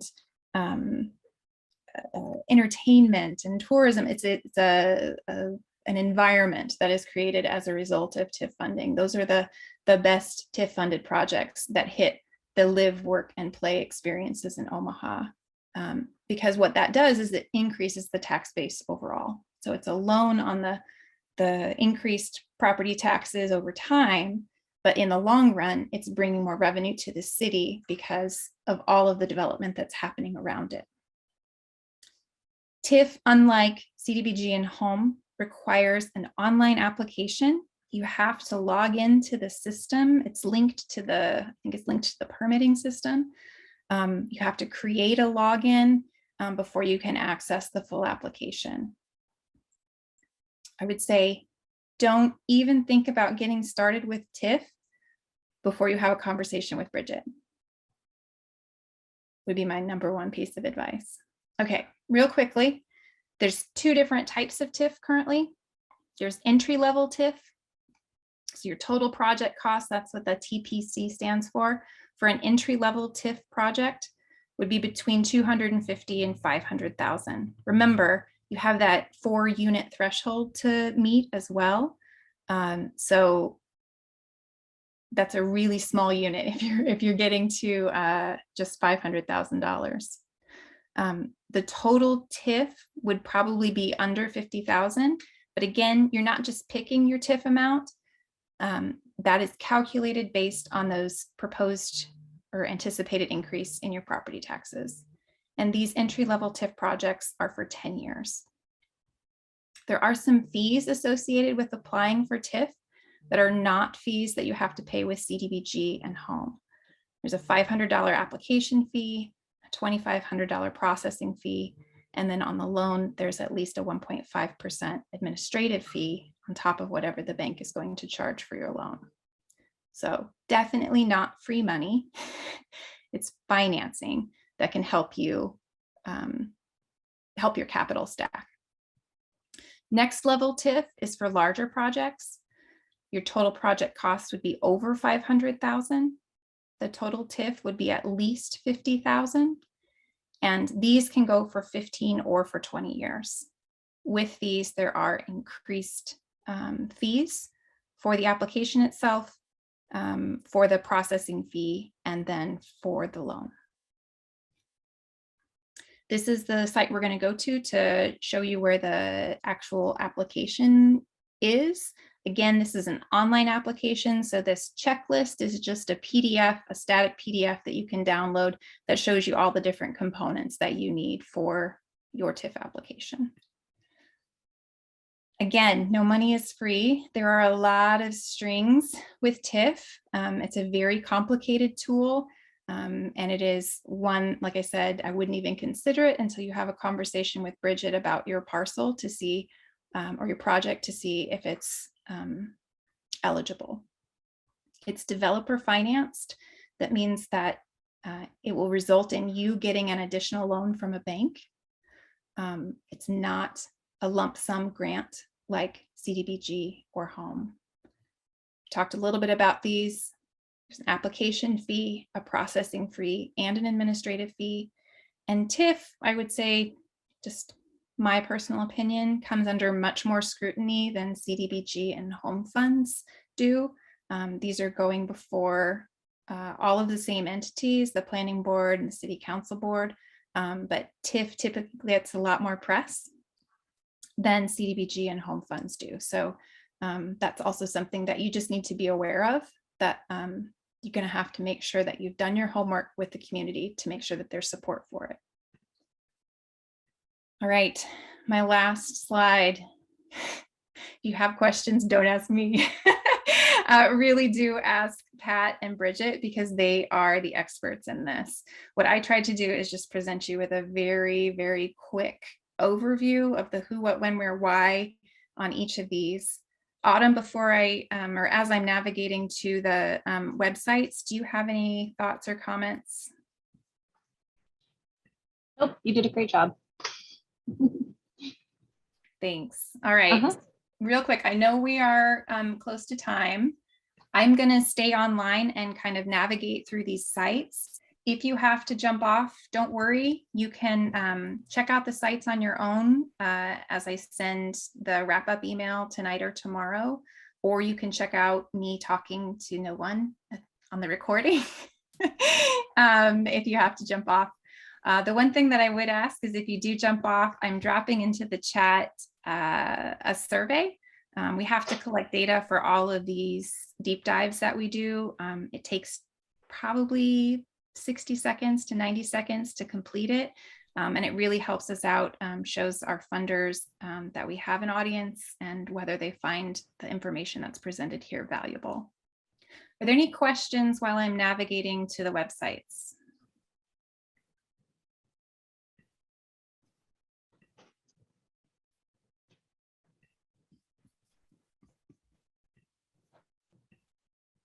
All right, like I said, log off when you need to. I'm going to share my screen and we're going to start with the CDBG and home website. So there'll be a link to this in the PowerPoint that I send, or you can copy the URL and paste it in. If you Google City of Omaha, CDBG and home, this is also the site that comes up on the top. This is where you'll find the application when it is live. What you see here now is last year's application. Even though it says 2022, remember they're funding a year in advance. So this is the application that was due in 2021 for projects in 2022 and beyond. Right now, it's two separate applications, one for the service organizations that we talked about, and one that is CDBG and home. For this next cycle, there will be 3 applications on here, one for CDBG, one for home, and one for that public service. The public service application, I don't think is applicable to any of you on the call. I apologize if that's what you were wanting information about, but it's not about real estate development, it's about services. You'll also see Pat's direct email on here so that you can ask her any of your questions. So let's take a look at the actual application guidelines from last year. Again, this is last year's application. The new application may look a little bit different, but I wanted you to see what the layout was.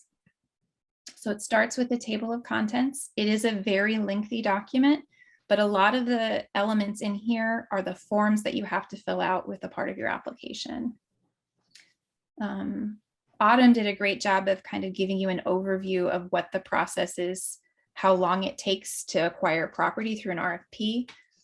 Similarly, this does a great job of spelling out how long this process is and what the city does each step of the way in reviewing applications. What you see in the next few pages is kind of what I summarized for you.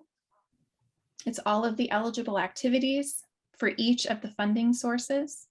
CDBG versus home gives you a lot more detail and a lot more information than I went over in the PowerPoint.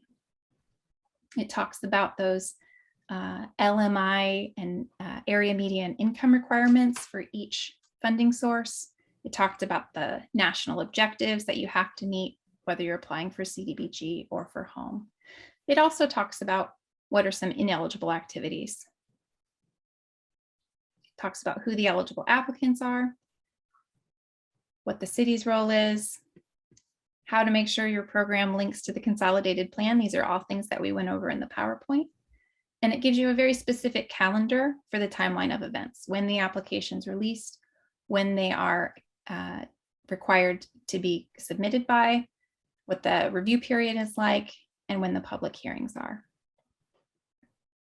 Then there's a pretty lengthy section about those federal strings, right? What are the requirements if you are funded using federal funds? So you can talk about each of those. If you have questions about those requirements, Pat is by far the expert on what those are. Set many pages on those requirements. Then you get to my favorite section of any RFP, which is the scoring rubric. So just like Autumn's, there's essentially a limited number of sections of your application. And the following pages detail out specifically what's required in each of those sections. And if there's any forms or attachments that are required, they're included in the application as well. This over here lets you know exactly how many points are allotted for each of those components. So as you can see, the project itself, the project budget, the community served, and the applicant information, meaning your experience, are going to count the most and help you score the most points in the process. In addition to this evaluation criteria, at the very end of the application, there's a more detailed scoring guide where it actually goes out and breaks down each of these components as to how many points are possible for each of the questions asked within each section. So they give you the answers on how they're scoring things because this is public money. And so it's very important to take a look at that and use your time correspondingly. So you don't want to spend the most time on the general information page when it's only worth 15 points. Okay. Let's head back up here to the application itself. We talked about the application submission instructions, one electronic copy, and one 3-hole punched binder, where you send it, and who you contact. Like I said, the next pages talk about any forms that you have to fill out that are required. And then they give you the narrative questions that go with each section. So the first section is all about who you are, what your history is, what your structure is, who you're working with. Just like Autumn's, there are attachments that help demonstrate these things. Not all of them are required. If they're not applicable to you, just like Autumn suggested, you have to say, this isn't applicable to my organization. Then the next section, which also has a heavy weighted component, is the project. And they give you a list of narrative questions to help guide your response and explain what your story is. What is the project you are seeking funds for? Just like Kevin mentioned, a lot of these are canned things. If you're writing for multiple applications, your timeline is going to be the same. The target population is going to be the same. Who is on your team is going to be the same. What you've done is going to be the same. What your overall goal is going to be the same, whether you're writing a CDBG application, a home application, or an application for the state. Some attachments that are requested are an implementation schedule. So what's your timeline of activities? When are you going to accomplish each of the activities? And then a map that helps them locate where it is.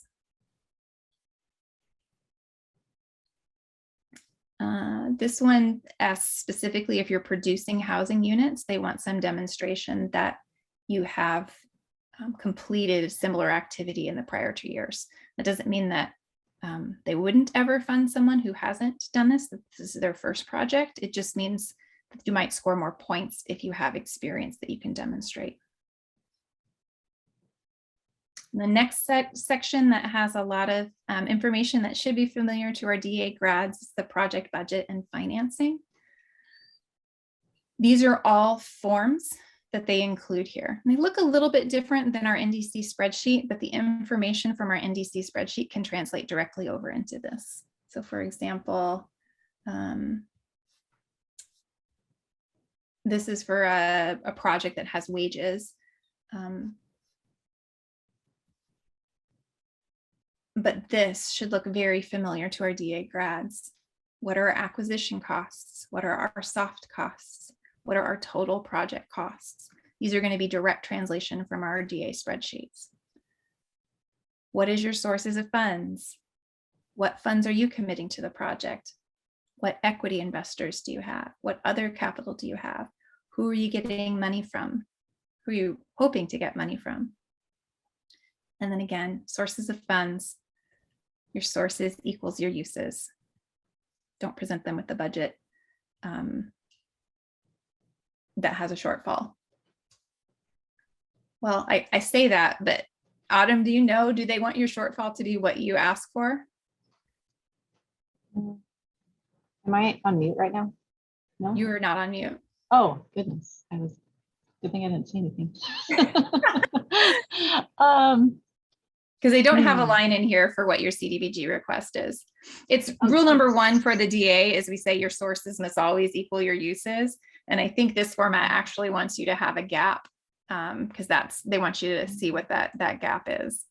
I don't think I can answer that properly. That's okay. We'll get clarification from Pat on that, but I'm pretty sure Okay. that's what that means.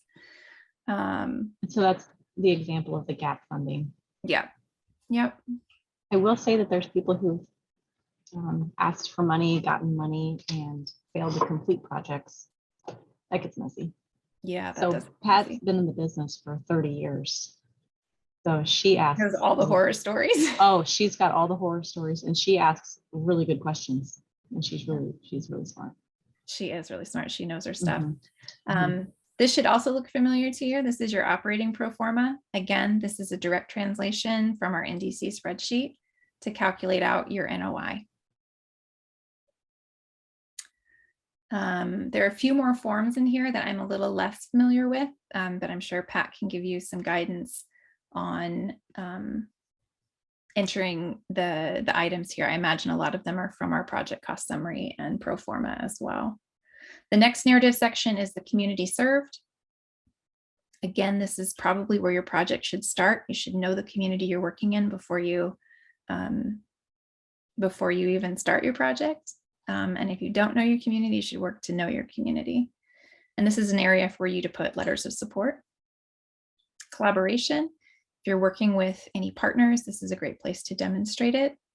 And then what outreach have you done to community organizations or neighborhood associations that would help show that your project is wanted in that area. And then it ends with that matrix. And in previous applications, I've seen the actual NRSA map included in the application. I didn't see it in this year, but I'm sure it'll be in next year's. So you can verify whether or not your project site is located within one of those priority areas. All right, real quickly, I want to show you the TIF. TIF has its own website. Remember, CDBG and home are typically grants. TIF is financing. It's a loan.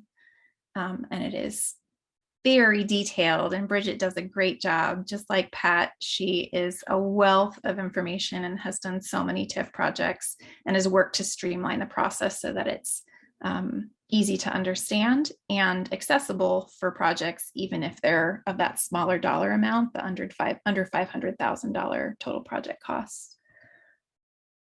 So this site has the TIF application checklist.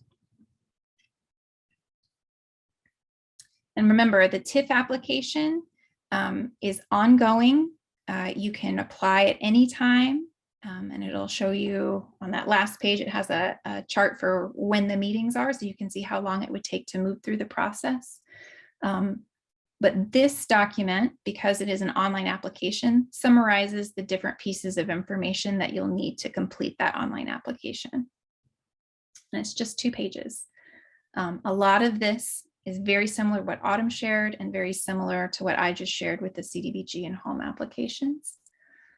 And I don't think I'm going to read through it. If there's anything here that you have questions about, you can always ask me, or you can ask Bridget. Like I said, TIF is a very complicated tool. It's a very useful tool, but it is not something that you should just write an application and see where it goes. You should definitely have conversations with Bridget ahead of even considering whether TIF is a good fit for your project or not. So this first page is very similar application materials to what we've seen already today. And then the second is confidential information that's very specific to your finances, documentation of the site, financial statements for your company, and other documents.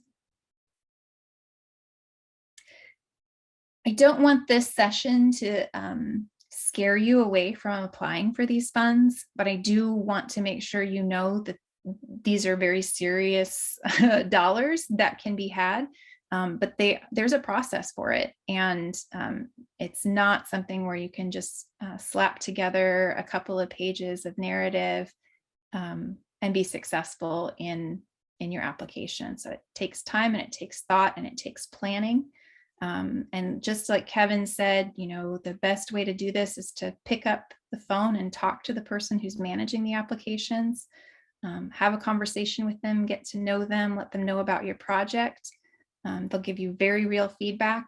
And then as you're going through the process, reach out for help as you need it. If you don't understand what an item is that they're asking for, call up and ask, and they'll explain it to you. The other piece of advice that I would just say is, you know, Spark is here to help you through this process. We won't write applications for you, but we're here to kind of help guide you and point you in the right direction. And we can also review materials if that's something that you need us to do, see if it makes sense. 15 minutes over, sorry. Are there any questions before we close today? There are going to be a lot of resources coming your way through the closing email, resources from Autumn, from Bridget, from Pat, and from Kevin, and then sample RFPs that you can take a look at, and these checklists and application materials. All right, thanks for sticking with us. Have a wonderful day. Please do fill out that survey if you can. It only takes a few seconds. I'll drop it in the chat again. I appreciate you. I appreciate your time. Thanks, Autumn. Thank you. Give our love to Pat and Bridget, and we'll see you all, or hope to see you all at the next deep dive.